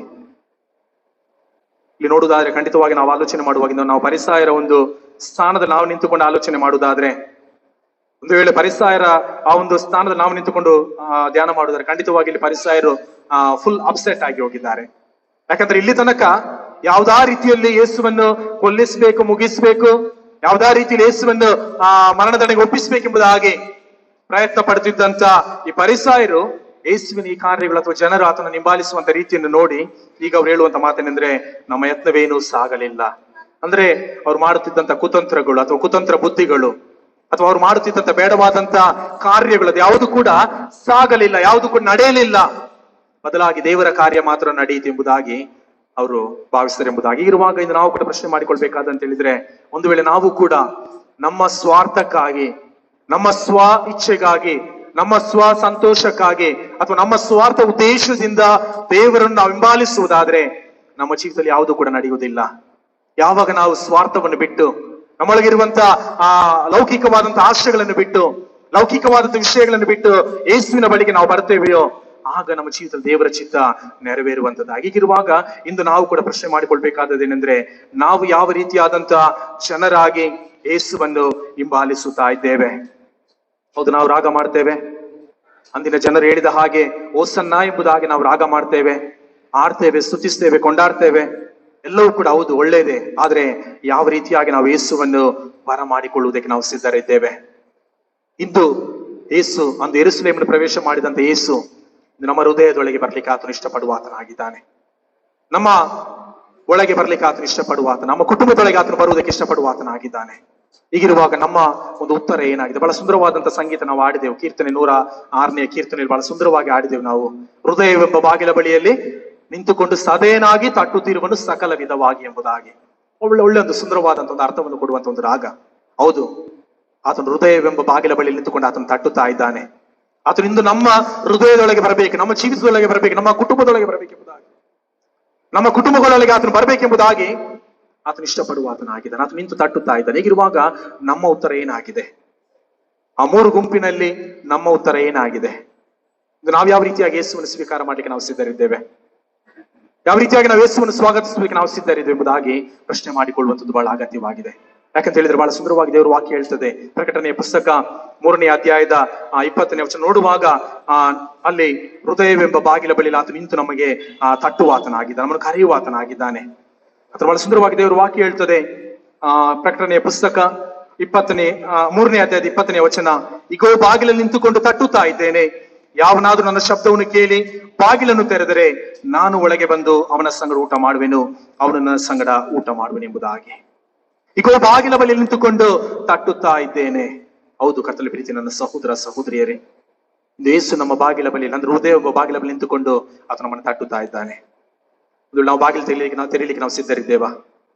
ಅಥವಾ ನಮ್ಮ ಲೌಕಿಕ ಆಶೆಗಳು, ಲೌಕಿಕ ವಿಷಯಗಳು, ಲೌಕಿಕವಾದಂತ ಸ್ವಾರ್ಥವಾದಂತ ಬೇಡವಾದಂತ ಆಲೋಚನೆಗಳು ನಮ್ಮ ಹೃದಯವನ್ನು ಮುಚ್ಚಿಕೊಂಡಿದ್ದೇವೆಯಾ ಎಂಬುದಾಗಿ ನಾವು ಪ್ರಶ್ನೆ ಮಾಡಿಕೊಳ್ಳುವಂಥದ್ದು ಬಹಳ ಅಗತ್ಯ. ಯಾಕೆ ನೋಡುವಾಗ ಬಹಳ ಸುಂದರವಾಗಿ ದೇವರು ವಾಕ್ಯ ಹೇಳ್ತಾ ಇದೆ, ಬಾಗಿಲ ಬಳಿ ನಿಂತುಕೊಂಡು ತಟ್ಟುತ್ತಾ ಇದ್ದಾರೆ. ಒಂದು ವೇಳೆ ಯಾವನಾದ್ರೂ ನನ್ನ ಶಬ್ದವನ್ನು ಕೇಳಿ ಬಾಗಿಲನ್ನು ತೆರೆದರೆ ನಾವು ಅವಕಾಶ ಮಾಡಿಕೊಡ್ಬೇಕು, ನಾವು ಬಾಗಿಲನ್ನು ತೆರೆದು ಕೊಡ್ಬೇಕು.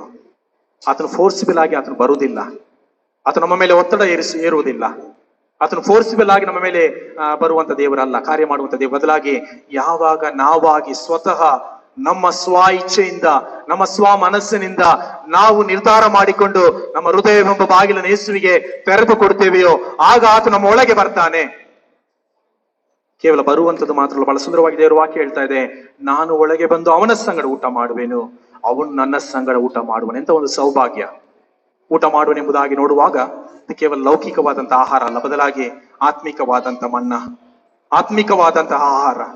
ಆತ್ಮಿಕವಾದಂತ ಆಹಾರದ ಮೂಲಕವಾಗಿ ನಮ್ಮನ್ನು ಆತನು ತೃಪ್ತಿಪಡಿಸ್ತಾನೆ. ಆತ್ಮಿಕವಾದಂತ ಆಹಾರದ ಮೂಲಕವಾಗಿ ನಮ್ಮನ್ನು ಆತನು ಬಲಪಡಿಸ್ತಾನೆ. ಆತ್ಮಿಕವಾದಂತ ಆಹಾರದ ಮೂಲಕವಾಗಿ ನಮ್ಮನ್ನು ಆತನು ಆಧರಿಸುವಂತ ಬಲಪಡಿಸುವಂತ ದೇವರಾಗಿದ್ದಾನೆ. ಯಾವಾಗ ಅಂತ ಹೇಳಿದ್ರೆ ನಮ್ಮ ಹೃದಯವನ್ನು ಆತನಿಗೆ ತೆರೆದು ಕೊಡುವಾಗ, ಹೃದಯವೆಂಬ ಬಾಗಿಲನ್ನು ಆತನಿಗೆ ನಾವು ತೆರೆದು ಕೊಡುವಾಗ ಖಂಡಿತವಾಗಿ ಆತ ನಮ್ಮ ಒಳಗೆ ಪ್ರವೇಶ ಮಾಡ್ತಾನೆ. ಪ್ರವೇಶ ಮಾಡುವಂಥದ್ದು ಮಾತ್ರವಲ್ಲ, ಆ ಒಂದು ಭಾಗ್ಯ, ಸೌಭಾಗ್ಯ, ಆ ಒಂದು ಧನ್ಯತೆ ಎಂಬುದಾಗಿ ನಾವು ಹೇಳ್ತೇವೆ, ಅದನ್ನ ನಾವು ಹೊಂದಿಕೊಳ್ತೇವೆ. ಆಗ ನಾವು ನಿಜವಾಗಿ ಕ್ರೈಸ್ತರಾಗಿ ನಾವು ಮುಂದೆ ಸಾಗಲಿಕ್ಕೆ ಸಾಧ್ಯ. ಇಲ್ಲಿವರೆಗೆ ನಮ್ಮ ಹೃದಯವೆಂಬ ಬಾಗಿಲು ನಾವು ಮುಚ್ಚಿಕೊಂಡು, ಸ್ವಾಮಿ ನಾಳೆ ಬಾ, ನಾಡಿದ್ದು ಬಾ, ಬರುವ ವರ್ಷ ಬಾ, ಮುಂದಿನ ವರ್ಷ ಬಾ, 50 ವರ್ಷ ಆದ್ಮೇಲೆ ಬಾ, 60 ವರ್ಷ ಆದ್ಮೇಲೆ ಬಾ, ನೋಡ್ಕೊಳ್ತೇನೆ, ಈಗ ನಾನು ಯವನಸ್ಥನಾಗಿದ್ದೇನೆ, ಈಗ ಬೇಡ, ಈಗ ನನಗಿರುವಂತ ಎಲ್ಲವನ್ನು ಕೂಡ ನಾನು ಅನುಭವಿಸ್ತೇನೆ, ನಾನು ಸಂತೋಷವಾಗಿರ್ತೇನೆ, ಅಥವಾ ಇನ್ನು ಕೂಡ ನನಗೆ ಮದುವೆ ಆಗ್ಲಿಲ್ಲ, ಮದುವೆ ಆಗ್ಬೇಕು, ಮಕ್ಕಳಾಗ್ಬೇಕು, ಮಂತ್ರದಲ್ಲಿ ನೀನು ಬಾ ನೋಡ್ಕೊಳ್ವಾ ಎಂಬಂತ ಆಲೋಚನೆ ಒಂದು ವೇಳೆ ನಮ್ಮಲ್ಲಿ ಇರುವುದಾದ್ರೆ, ಕರ್ತನ ಪ್ರೀತಿ ನನ್ನ ಸಹೋದರ ನಮಗೆ ಗೊತ್ತಿಲ್ಲ ಯಾವಾಗ ಏನ್ ಸಂಭವಿಸಿದೆ ಎಂಬುದಾಗಿ ನಮ್ಗೆ ಗೊತ್ತು. ನೋಡುವ ಕಳೆದ ವರ್ಷ ನೋಡುದಾದ್ರೆ ಈ ದಿನ ನಮಗೆ ಆರಾಧನೆ ಮಾಡ್ಲಿಕ್ಕೆ ಅವಕಾಶ ಇರಲಿಲ್ಲ, ಹೌದಲ್ಲ? ಈ ವರ್ಷ ನಾವು ಈ ದಿನ ನಮಗೆ ಆರಾಧನೆ ಮಾಡ್ಲಿಕ್ಕೆ ಅವಕಾಶ ಇರಲಿಲ್ಲ. ಈ ವರ್ಷ ನಾವು ಆರಾಧನೆಗೆ ಬಂದಿದ್ದೇವೆ. ಇನ್ನು ಮುಂದಿನ ವರ್ಷ ಏನಾಗ್ತದೆ ಎಂಬುದಾಗಿ ಗೊತ್ತಿಲ್ಲ, ಯಾವ ಸ್ಥಿತಿ ಬರ್ತದೆ, ಹೇಗೆ ಹೋಗ್ತದೆ ಏನೆಂಬುದಾಗಿ ನಮಗೆ ಗೊತ್ತಿಲ್ಲ. ಆಗಿರುವಾಗ ಹಿಂದೆ ಒಳ್ಳೆಯ ಸಮಯ, ಇದೇ ಕೃಪಾ ಸಮಯ, ಇದೇ ಕೃಪಾ ವೇಳೆ ಆಗಿದೆ. ಹೀಗಿರುವಾಗ ಈ ಸಮಯದಲ್ಲಿ, ಈ ಒಂದು ದಿನದಲ್ಲಿ ನಾವು ಯೇಸು ನಮ್ಮ ಹೃದಯದೊಳಗೆ ಬರಮಾಡಿಕೊಳ್ಳುವುದಾದ್ರೆ ಆ ಒಂದು 3 ಗುಂಪಿನಲ್ಲಿ ಯಾವ ಗುಂಪು ನಾವಾಗಿದೆ ಎಂಬುದಾಗಿ ಪ್ರಶ್ನೆ ಮಾಡಿಕೊಂಡವರಾಗಿ, ಆ 3 ಗುಂಪಿನ ಹಾಗೆ ನಮ್ಮ ಆಲೋಚನೆಗಳಾಗಿದೆ, ನಮ್ಮ ಭಾವನೆಗಳಾಗಿದೆಯೋ, ನಮ್ಮ ವ್ಯಕ್ತಿತ್ವ ಆಗಿದೆ ಎಂಬುದಾಗಿ ನಾವು ಪ್ರಶ್ನೆ ಮಾಡಿಕೊಂಡವರಾಗಿ, ನಾವು ಹಿಂದೆ ಯೇಸುವನ್ನು ನಮ್ಮ ಹೃದಯದೊಳಗೆ ಬರಮಾಡಿಕೊಳ್ಳುವುದಾದ್ರೆ, ಸ್ವಾಗತಿಸುವುದಾದ್ರೆ, ಆತ ನಮ್ಮೊಳಗೆ ಬರ್ತಾನೆ, ಆತ ನಮ್ಮೊಳಗೆ ಕಾರ್ಯ ಮಾಡ್ತಾನೆ, ನಮ್ಮ ಜೀವಿತದಲ್ಲಿ ಆತನು ವಾಸ ಮಾಡುವಾಗ. ಆಗಿರುವಾಗ ಆತ ನಮ್ಮ ಜೀವಿತದೊಳಗೆ ವಾಸ ಮಾಡುವಾಗ ನಮ್ಮ ಜೀವಿತದಲ್ಲಿ ಬದಲಾವಣೆಗಳು ಉಂಟಾಗ್ತದೆ, ಅದ್ಭುತಗಳು ನಡೀತದೆ.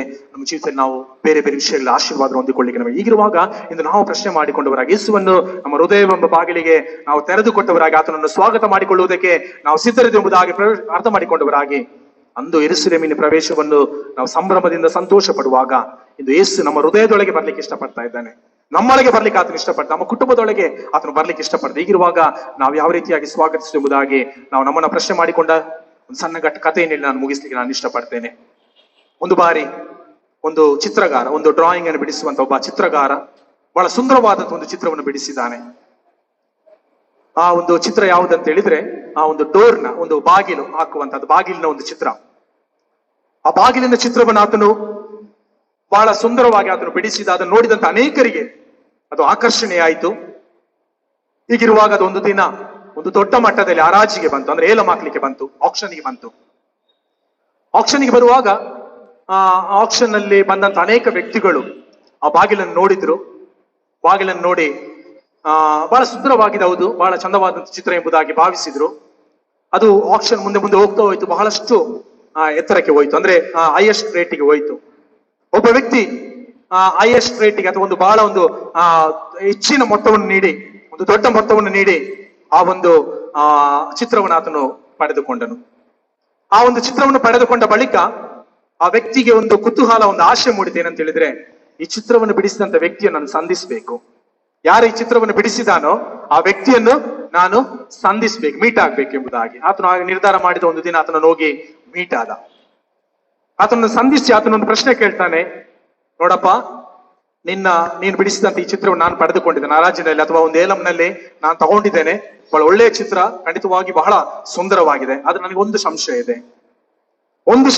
ಆ ಸಂಶಯ ಏನಂತ ಹೇಳಿದ್ರೆ, ನೀನೆಲ್ಲ ಚಿತ್ರವನ್ನೆಲ್ಲ ಬಹಳ ಚಂದವಾಗಿ ಬಿಡಿಸಿದಿ, ಬಹಳ ಸುಂದರವಾಗಿ ಬಿಡಿಸಿದೆ, ಹೌದು, ಎಲ್ಲವೂ ಕೂಡ ಹೌದು. ಆದ್ರೆ ಯಾಕೆ ನೀನು ಆ ಒಂದು ಬಾಗಿಲಿಗೆ ಕೀಲಿಕೈ ಅಂದ್ರೆ ನಾವೇನ್ ಹೇಳ್ತೇವೆ ಡೋರ್ ಬೀಗವನ್ನು ಯಾಕೆ ಹಾಕ್ಲಿಲ್ಲ? ಅಂದ್ರೆ ಆ ಒಂದು ಲಾಕ್ ಮಾಡುವಂತಹ ಒಂದು ಚಿಲ್ಕವನ್ನು ಯಾಕೆ ನೀನು ಹಾಕ್ಲಿಲ್ಲ, ಅದ್ರಲ್ಲಿ ಯಾಕೆ ನೀನು ಬಿಡಿಸ್ತಿಲ್ಲ ಎಂಬುದಾಗಿ ಕೇಳುವಾಗ ಆತನು ಹೇಳಿದಂತೆ, ಈ ಒಂದು ವಾಕ್ಯವನ್ನು ಹೇಳಿ ಆತನು ಹೇಳಿದಂತೆ, ಆ ಒಂದು ಹರಾಜು ತೆಗೆದುಕೊಂಡಂತ ವ್ಯಕ್ತಿಗೆ ಹೇಳಿದಂತೆ, ನೋಡಿ ಸ್ವಾಮಿ, ನಾನು ಉದ್ದೇಶಪೂರ್ವಕವಾಗಿ ಬಿಡಿಸ್ತಿಲ್ಲ. ಯಾಕಂತ ಹೇಳಿದ್ರೆ, ಒಂದು ವೇಳೆ ನಾನು ಅದನ್ನು ಬಿಡಿಸಿ ನನ್ನ ಲಾಕ್ ಅನ್ನು ಹಾಕಿಕೊಂಡಿದ್ರೆ ಯೇಸು ನನ್ನ ಒಳಗೆ ಬರ್ಲಿಕ್ಕೆ ಸಾಧ್ಯವಿಲ್ಲ.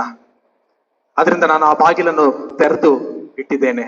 ಓಪನ್ ಆಗಿರ್ಬೇಕು, ಬೀಗ ಹಾಕಿರುವುದಲ್ಲ, ಬದಲಾಗಿ ಅದು ಓಪನ್ ಆಗಿರ್ಬೇಕು, ಯೇಸು ನನ್ನ ಹೃದಯದೊಳಗೆ ಬರಬೇಕೆಂಬುದಾಗಿ ನಾನು ಅದನ್ನು ಆ ರೀತಿಯಾಗಿ ಬಿಡಿಸ್ತೀನಿ ಎಂಬುದಾಗಿ ಹೇಳುವಾಗ ಇದನ್ನು ಪಡೆದುಕೊಂಡಂತ ವ್ಯಕ್ತಿಗೂ ಕೂಡ ಬಹಳ ಸಂತೋಷ ಆಯ್ತು. ಹಾಗಿರುವಾಗ ಈ ಕೂಡ ನಾವು ಆಲೋಚನೆ ಮಾಡುವಂಥದ್ದು, ನಾವು ಧ್ಯಾನ ಮಾಡುವ ಈ ವಾಕ್ಯಗಳು ನಾವು ಅರ್ಥ ಮಾಡಿಕೊಳ್ಳುವಾಗ, ಇಂದು ನಾವು ಯಾವ ರೀತಿಯಾಗಿ ಯೇಸುವನ್ನು ನಮ್ಮ ಹೃದಯದೊಳಗೆ ಬರ ಮಾಡಿಕೊಳ್ಳುತ್ತಾ ಇದ್ದೇವೆ. ಒಂದು ವೇಳೆ ನಾನು ಈಗಾಗಲೇ ಹೇಳಿದ ಪ್ರಕಾರವಾಗಿ ಲೌಕಿಕವಾದಂತ ವಿಷಯಗಳಿಗಾಗಿ, ಸ್ವಾರ್ಥಗಳಿಗಾಗಿ, ನಮ್ಮದೇ ಆದಂತ ಇಚ್ಛೆಗಳಿಗಾಗಿ ನಾವು ಯೇಸುವನ್ನು ಬರಮಾಡಿಕೊಳ್ಳದೆ ಇನ್ನು ನಮ್ಮ ಹೊರಗೆ ಯೇಸು ಬಾಗಿಲಿನ ಹೊರಗೆ ನಾವು ಕಾಯಿಸ್ತಾ ಇದ್ದೇವೆಯಾ? ಇನ್ನು ಕೂಡ ವೆಯ್ಟ್ ಮಾಡಿಸ್ತಾ ಇದ್ದೇವೆಯಾ?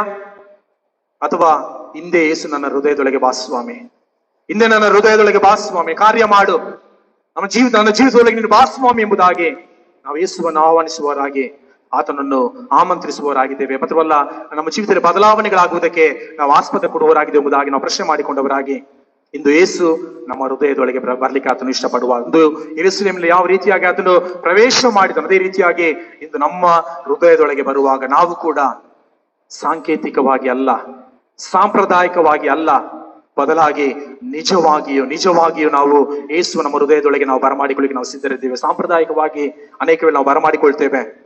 ದೃಢೀಕರಣ ಸಮಯದಲ್ಲಿ ಹೇಳ್ತೇವೆ, ಮಗುವಿನ ದೀಕ್ಷಾಸ್ಥಾನ ಸಮಯದಲ್ಲಿ ತಂದೆ ತಾಯಿಗಳು ಹೇಳ್ತಾರೆ, ನಾನು ಯೇಸುವನ್ನು ಸ್ವೀಕರಿಸ್ತೇನೆ, ಮಗುವನ್ನು ಬೆಳೆಸ್ತೇನೆ ಎಂಬುದಾಗಿ ಹೇಳ್ತಾರೆ.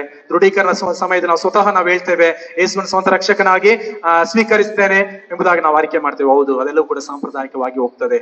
ಯಾವಾಗ ನಾವು ಹೃದಯದಿಂದ, ಕೇವಲ ಬಾಯಿಯಿಂದಲ್ಲ, ನಾನು ಪುನಃ ಹೇಳ್ತಾ ಇದ್ದೇನೆ, ಬಾಯಿಯಿಂದ ಆರಿಕೆ ಮಾಡುವುದಲ್ಲ, ಅದು ದೇವರಿಗೆ ಬೇಡ, ಅದಿಷ್ಟವೂ ಕೂಡ ಅಲ್ಲ. ಬದಲಾಗಿ ಯಾವಾಗ ನಮ್ಮ ಹೃದಯದಿಂದ ದೇವರನ್ನು, ಯೇಸುವನ್ನು ನಾವು ಬರಮಾಡಿಕೊಳ್ತೇವೋ ಆಗ ಯೇಸು ನಮ್ಮ ಹೃದಯದೊಳಗೆ ಬರ್ತಾನೆ. ಬರುವಂತದ್ದು ಮಾತ್ರವಲ್ಲ, ನಮ್ಮ ಹೃದಯದೊಳಗೆ ಆತನು ಕಾರ್ಯ ಮಾಡ್ತಾನೆ, ನಮ್ಮ ಕುಟುಂಬದಲ್ಲಿ ಆತನು ಕಾರ್ಯ ಮಾಡ್ತಾನೆ. ಹೀಗಿರುವಾಗ ಈ ವಾಕ್ಯ ನಾವು ಕೇಳುತ್ತಿರುವಾಗ ನನ್ನ ಮತ್ತು ನಿಮ್ಮ ಜೀವಿತ ಏನಾಗಿದೆ ಎಂಬುದಾಗಿ ನಾವು ಪ್ರಶ್ನೆ ಮಾಡಿಕೊಂಡವರಾಗಿ ನಾವು ಕಣ್ಣುಗಳನ್ನು ಮುಚ್ಚಿ ನಾವು ಪ್ರಾರ್ಥನೆ ಮಾಡೋಣ. ನಮ್ಮ ದೇವರೇ, ಈಗ ಬಾಗಿಲ ಬಳಿ ನಿಂತುಕೊಂಡು ತಟ್ಟುತ್ತಾ ಇದ್ದೇನೆ. ಯಾವನಾದ್ರೂ ನನ್ನ ಸ್ವರವನ್ನು ಕೇಳಿ ಬಾಗಿಲನ್ನು ತೆರೆದರೆ ಅವನ ಸಂಗಡ ನಾನು ಊಟ ಮಾಡುವೆನು, ಅವನು ನನ್ನ ಸಂಗಡ ಊಟ ಮಾಡುವೆನೆಂಬುದಾಗಿ ಹೇಳಿದಂತೆ ಯೇಸುವೆ, ಇಂದು ವಾಕ್ಯವನ್ನು ನಾವು ಕೇಳಿದ್ದೇವೆ ಸ್ವಾಮಿ. ಅಂದು ಯೆರೂಸಲೇಮನ್ನು ಅರಸನಂತೆ ವಿಶ್ರಮಣೆಯಿಂದ ಪ್ರವೇಶ ಮಾಡಿದಂತ ಯೇಸುವೆ, ಇದು ನಮ್ಮೊಳಗೆ ಬಾ ಸ್ವಾಮಿ, ನಮ್ಮ ಜೀವಿತದೊಳಗೆ ಕಾರ್ಯ ಮಾಡು ಸ್ವಾಮಿ, ನಮ್ಮ ಹೃದಯದೊಳಗೆ ಕಾರ್ಯ ಮಾಡು. ದೇವರೇ, ನಾವು ಬಾಗಿಲು ಹಾಕಿಕೊಂಡು ಚಿಲುಕ ಹಾಕಿಕೊಂಡವರಲ್ಲ, ಬದಲಾಗಿ ಬಾಗಿಲನ್ನು ತೆರೆದುಕೊಂಡವರಾಗಿ ನಿಮಗಾಗಿ ನಾವು ಕಾದಿದ್ದೇವೆ ಸ್ವಾಮಿ. ನಮ್ಮೊಂದಿಗೆ ಮಾತನಾಡಿರಿ, ನಮ್ಮ ಹೃದಯಗಳೊಂದಿಗೆ ಮಾತನಾಡಿರಿ ಸ್ವಾಮಿ. ದೇವ, ಅಂದು ಸೇರಿದಂತ ಜನ ಸಮೂಹದಾಗಿ ನಾವು ಸೇರಿ ಬರದೆ ಕೇವಲ ಅದ್ಭುತಗಳಿಗಾಗಿ ಅಥವಾ ಕುತೂಹಲಕ್ಕಾಗಿ ಅಥವಾ ನಿಮ್ಮನ್ನು ಕೊಲ್ಲಿಸಬೇಕು, ಅವಮಾನ ಪಡಿಸಬೇಕೆಂಬಂತ, ನಿಂದನೆ ಮಾಡಬೇಕೆಂಬ ರೀತಿಯಲ್ಲಿ ನಾವು ಬಾರದೆ ಸ್ವಾಮಿ, ನಿಜವಾದಂತ ಕ್ರೈಸ್ತರಾಗಿ, ನಿಜವಾಗಿ ನಾವು ನಿಮ್ಮನ್ನು ಸ್ವೀಕಾರ ಮಾಡಿಕೊಂಡವರಾಗಿ, ನಿಜವಾಗಿ ನಿಮ್ಮನ್ನು ನಾವು ಹೃದಯಗಳೊಳಗೆ ಸ್ವೀಕಾರ ಮಾಡಿಕೊಂಡು ನಮ್ಮ ಕುಟುಂಬದೊಳಗೆ ನಾವು ಸ್ವೀಕಾರ ಮಾಡಿಕೊಂಡವರಾಗಿ ಜೀವಿಸಲಿಕ್ಕೆ ಆಗುವಂತೆ ನಮಗೆ ಸಹಾಯ ಮಾಡಿರುವುದಾಗಿ ಪ್ರಾರ್ಥಿಸಿ, ನೀವು ತಾನೇ ಕರ್ತನೆ ನಮ್ಮೆಲ್ಲರನ್ನು ನೀವು ಆಶೀರ್ವದಿಸಿ ಬಲಪಡಿಸಿ ಮುನ್ನಡೆಸಿ ಎಂಬುದಾಗಿ ಪ್ರಭು ಯೇಸುವಿನ ನಾಮದಲ್ಲಿ ಬೇಡಿಕೊಳ್ಳುತ್ತೇವೆ ನಮ್ಮ ತಂದೆ, ಆಮೆನ್.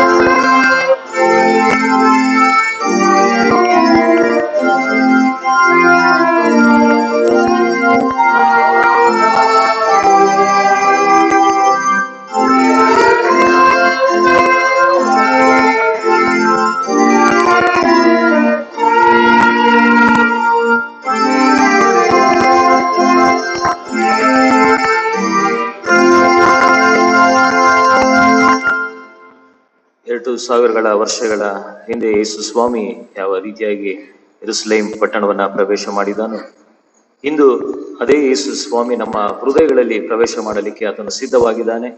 ನಮ್ಮ ಹೃದಯವೆಂಬ ಬಾಗಿಲನ್ನ ನಾವು ತೆರೆದು ನಾವು ಆತನನ್ನ ನಮ್ಮ ಹೃದಯದಲ್ಲಿ ಸೇರಿಸಿಕೊಳ್ಳೋದಕ್ಕೆ ಸಿದ್ಧವಾಗಿದ್ದೇವೆ ಎಂಬ ಒಂದು ಪ್ರಶ್ನೆಯನ್ನ ಹಾಕುವುದರ ಮೂಲಕವಾಗಿ ನೀವು ಸಿದ್ಧವಾಗಿದ್ದ ಪಕ್ಷದಲ್ಲಿ ದೇವರು ನಮ್ಮ ಜೀವಿತಗಳಲ್ಲಿ ನೆಮ್ಮದಿ, ಶಾಂತಿ, ಸಮಾಧಾನವನ್ನ, ಆರೋಗ್ಯವನ್ನ ನೀಡುವುದರ ಮೂಲಕವಾಗಿ ನಮ್ಮನ್ನು ಬಲಪಡಿಸುವ ಆತನಾಗಿದ್ದಾನೆ ಎಂಬುದಾಗಿ ವಾಕ್ಯದ ಮೂಲಕವಾಗಿ ಸವಿಸ್ತಾರವಾದಂಥ ರೀತಿಯಲ್ಲಿ ನಮಗೆ ವಾಕ್ಯ ಬೋಧನೆ ಮಾಡಿದಂತ ಪ್ರೀತಿಯೊಳಯ್ಯನವರಿಗೆ ವಂದನೆಯನ್ನ ಸಲ್ಲಿಸ್ತೇವೆ. ಈಗ ನಾವೆಲ್ಲರೂ ಎದ್ದು ನಿಂತ್ಕೊಂಡು ನಾವು ನಂಬಿರುವಂತ ಅಪೋಸ್ತಲರ ವಿಶ್ವಾಸ ಸೂತ್ರವನ್ನು ಒಟ್ಟಾಗಿ ನಾವು ಹೇಳಿಕೊಳ್ಳೋಣ.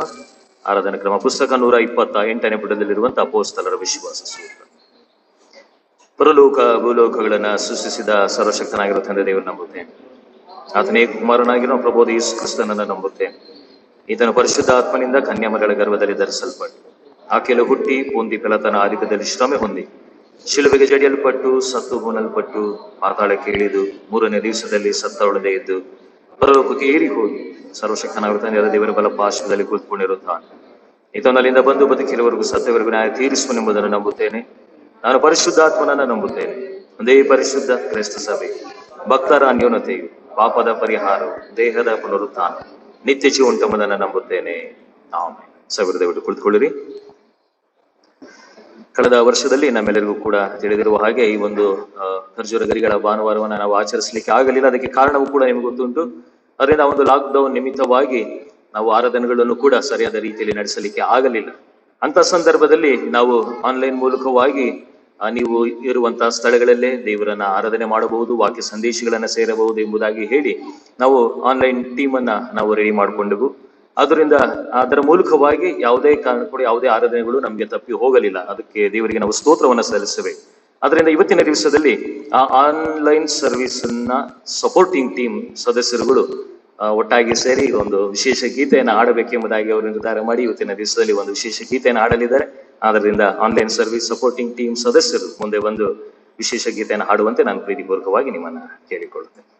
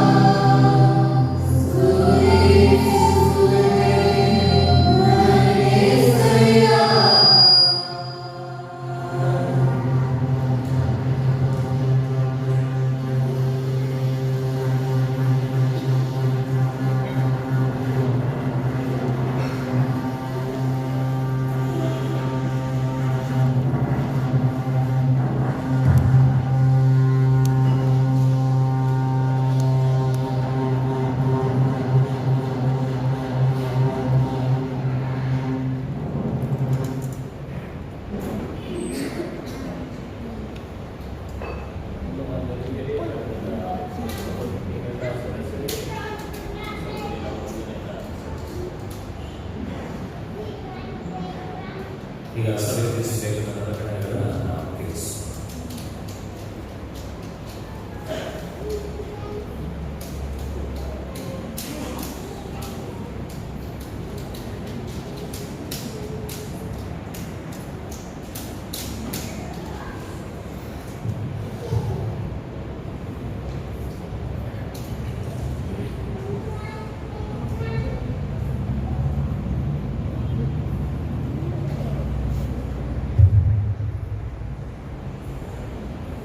ಸಭೆಗಳಿಗೆ ತಿಳಿಸಿದ ವಿಷಯಗಳು ಇಂದಿನ ಕರ್ತವ್ಯಗಳ ದೈವ ಸಂದೇಶವನ್ನು ನೀಡಿದಾಗ ಸಂತೋಷವಾಗಿದ್ದು ಆರಾಧನೆ ನಡೆಸಿಕೊಳ್ಳುವುದು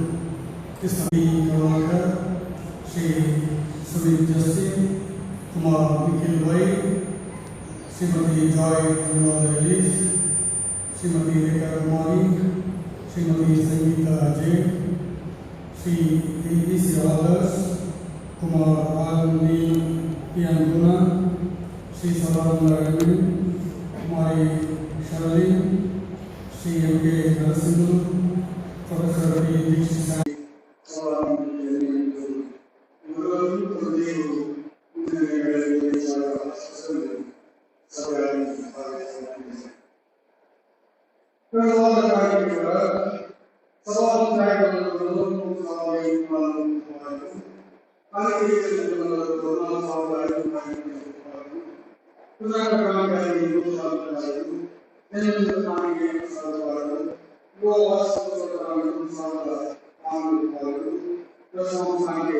₹150 ಒಟ್ಟು ಸಂಗ್ರಹವಾದಂಥ ಕಾಣಿಕೆ ₹71,178.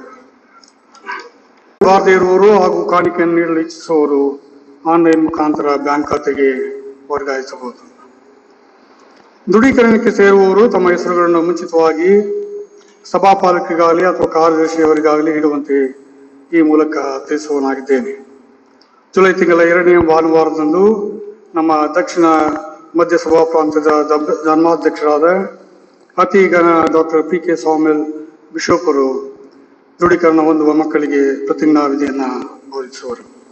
ಮುಂದಿನ ತಿಂಗಳಿಂದ ದೃಢೀಕರಣದ ಮಕ್ಕಳಿಗೆ ಪಾಠವನ್ನು ಮಾಡಲಾಗುವುದು. ಆರಾಧನೆ ನಂತರ ಮಹಿಳಾ ಅನ್ನಕೂಟವು ನಡೆಸಲ್ಪಡುವುದು. ಮಹಿಳಾ ಅನ್ನಕೂಟದ ಸದಸ್ಯರು ದೇವಾಲಯದಲ್ಲಿ ಸೇರಿ ಬರುವಂತೆ ಕೋರಲಾಗಿದೆ. ದಿನಾಂಕ 29/3/2021 ಸೋಮವಾರದಿಂದ ದಿನಾಂಕ 1/4/2021 ಗುರುವಾರದವರೆಗೆ ಪ್ರತಿದಿನ ಸಂಜೆ 7 ಗಂಟೆಗೆ ಸರಿಯಾಗಿ ಪವಿತ್ರ ವಾರದ ಆರಾಧನೆಯನ್ನು ನಡೆಸಲಾಗುವುದು. ದಿನಾಂಕ 1/4/2021 ಗುರುವಾರ ಆಜ್ಞಾಪನಾ ಗುರುವಾರವಾದುದರಿಂದ ಆರಾಧನೆ ಅಂತ್ಯದಲ್ಲಿ ಕರ್ತನ ಪವಿತ್ರ ರಾತ್ರಿ ಭೋಜನ ಸಂಸ್ಕಾರವು ಇರುವುದರಿಂದ ಪೂರ್ಣ ಸಭಾಂಗಗಳು ಸಿದ್ಧರಾಗಿ ಬರುವಂತೆ ಕೋರಲಾಗಿದೆ. ದಿನಾಂಕ 2/4/2021 ಶುಭ ಶುಕ್ರವಾರದ ಆರಾಧನೆಯನ್ನು ಬೆಳಿಗ್ಗೆ 11:30ರಿಂದ ಮಧ್ಯಾಹ್ನ 3 ಗಂಟೆಯವರೆಗೆ ಕ್ರಿಸ್ತನು ಶಿಲುಬೆಯಲ್ಲಿ ನುಡಿದ ಸತ್ವವಾಕ್ಯಗಳ ಧ್ಯಾನದೊಡನೆ ನಡೆಸಲಾಗುವುದು. ಆರಾಧನೆ ನಂತರ ಸಭಿಕರಿಗೆ ತಂಪು ಪಾನೀಯವನ್ನು ನೀಡಲಾಗುವುದು. ಪುನರುತ್ಥಾನದ ಹಬ್ಬದ ಸಂಬಂಧ ಸಭಾಪಾಲಕ ಸಂದೇಶ ಹಾಗೂ ವಿಶೇಷ ಕಾಣಿಕೆಗಳ ಕೋಟೆಯನ್ನು ಈಗಾಗಲೇ ಸಭಿಕರ ಮನೆಗಳಿಗೆ ಕಳಿಸಿಕೊಡಲಾಗಿದೆ. ಸಭಿಕರು ಗಮನಿಸುವಂತೆ ಕೋರಲಾಗಿದೆ. ಮುಂದಿನ ಭಾನುವಾರ ಕ್ರಿಸ್ತನ ಪುನರುತ್ಥಾನದ ಹಬ್ಬದ ಆರಾಧನೆಯನ್ನು ಬೆಳಿಗ್ಗೆ 9 ಗಂಟೆಗೆ ಸರಿಯಾಗಿ ನಡೆಸಲಾಗುವುದು. ಅಂದಿನ ಆರಾಧನೆ ಅಂತ್ಯದಲ್ಲಿ ಕರ್ತನ ಪವಿತ್ರ ರಾತ್ರಿ ಭೋಜನ ಸಂಸ್ಕಾರವಿರುವುದರಿಂದ ಪೂರ್ಣ ಸಭಾಂಗಗಳು ಸಿದ್ಧರಾಗಿ ಬರುವಂತೆ ಕೋರಲಾಗಿದೆ. ಪಿತುಳ ಸಭಿಕರೇ, ಇಂದಿನ ಆರಾಧನೆಯಲ್ಲಿ ಪಾಲ್ಗೊಳ್ಳುವಂತೆ ಜನ ಸಂತೋಷ ಇರೋಣ ಕೇಳಿಕೊಂಡಾಗ ಸಂತೋಷದಿಂದ ನಮ್ಮ ಕರೆಗೆ ಹೂಗೊಟ್ಟು ಈ ದಿನ ಖರ್ಜೂರ ಗರಿಗಳ ಆರಾಧನೆಯಲ್ಲಿ ದೈವ ಸಂದೇಶವನ್ನು ನೀಡಿದಂಥ ಘನ ಸಂತೋಷ ಏನವರಿಗೆ ನಮ್ಮ ಸಭೆ ಪರವಾಗಿ ಹಾಗೂ ಸಭಾಪಾಲನಾ ಸಮಿತಿಯ ಪರವಾಗಿ ಅವರಿಗೆ ಪುಷ್ಪಗುಚ್ಛವನ್ನು ನೀಡುವರಾಗಿದೆ. ಜೊತೆಗೆ ಶ್ರೀಮತಿ ಜ್ಯೋತ್ಸ್ನಾ ಅಮ್ಮನವರು ಸಹ ಜೊತೆಗೂಡಿ ಬಂದಿದ್ದಾರೆ. ಅವರು ಸಹ ಮುಂದೆ ಬಂದು ಪುಷ್ಪಗುಚ್ಛವನ್ನು ಸ್ವೀಕರಿಸುವಂತೆ ಕೇಳಿಕೊಳ್ತೇನೆ. ಅವರಿಗೂ ಸಹ ನಮ್ಮ ಸಭಾಪಾಲನಾ ಸಮಿತಿಯ ಪರವಾಗಿ ಸಭಾಪಾಲನಾ ಸಮಿತಿಯ ಪರವಾಗಿ ವಂದಿಸುವನಾಗಿದ್ದೇನೆ.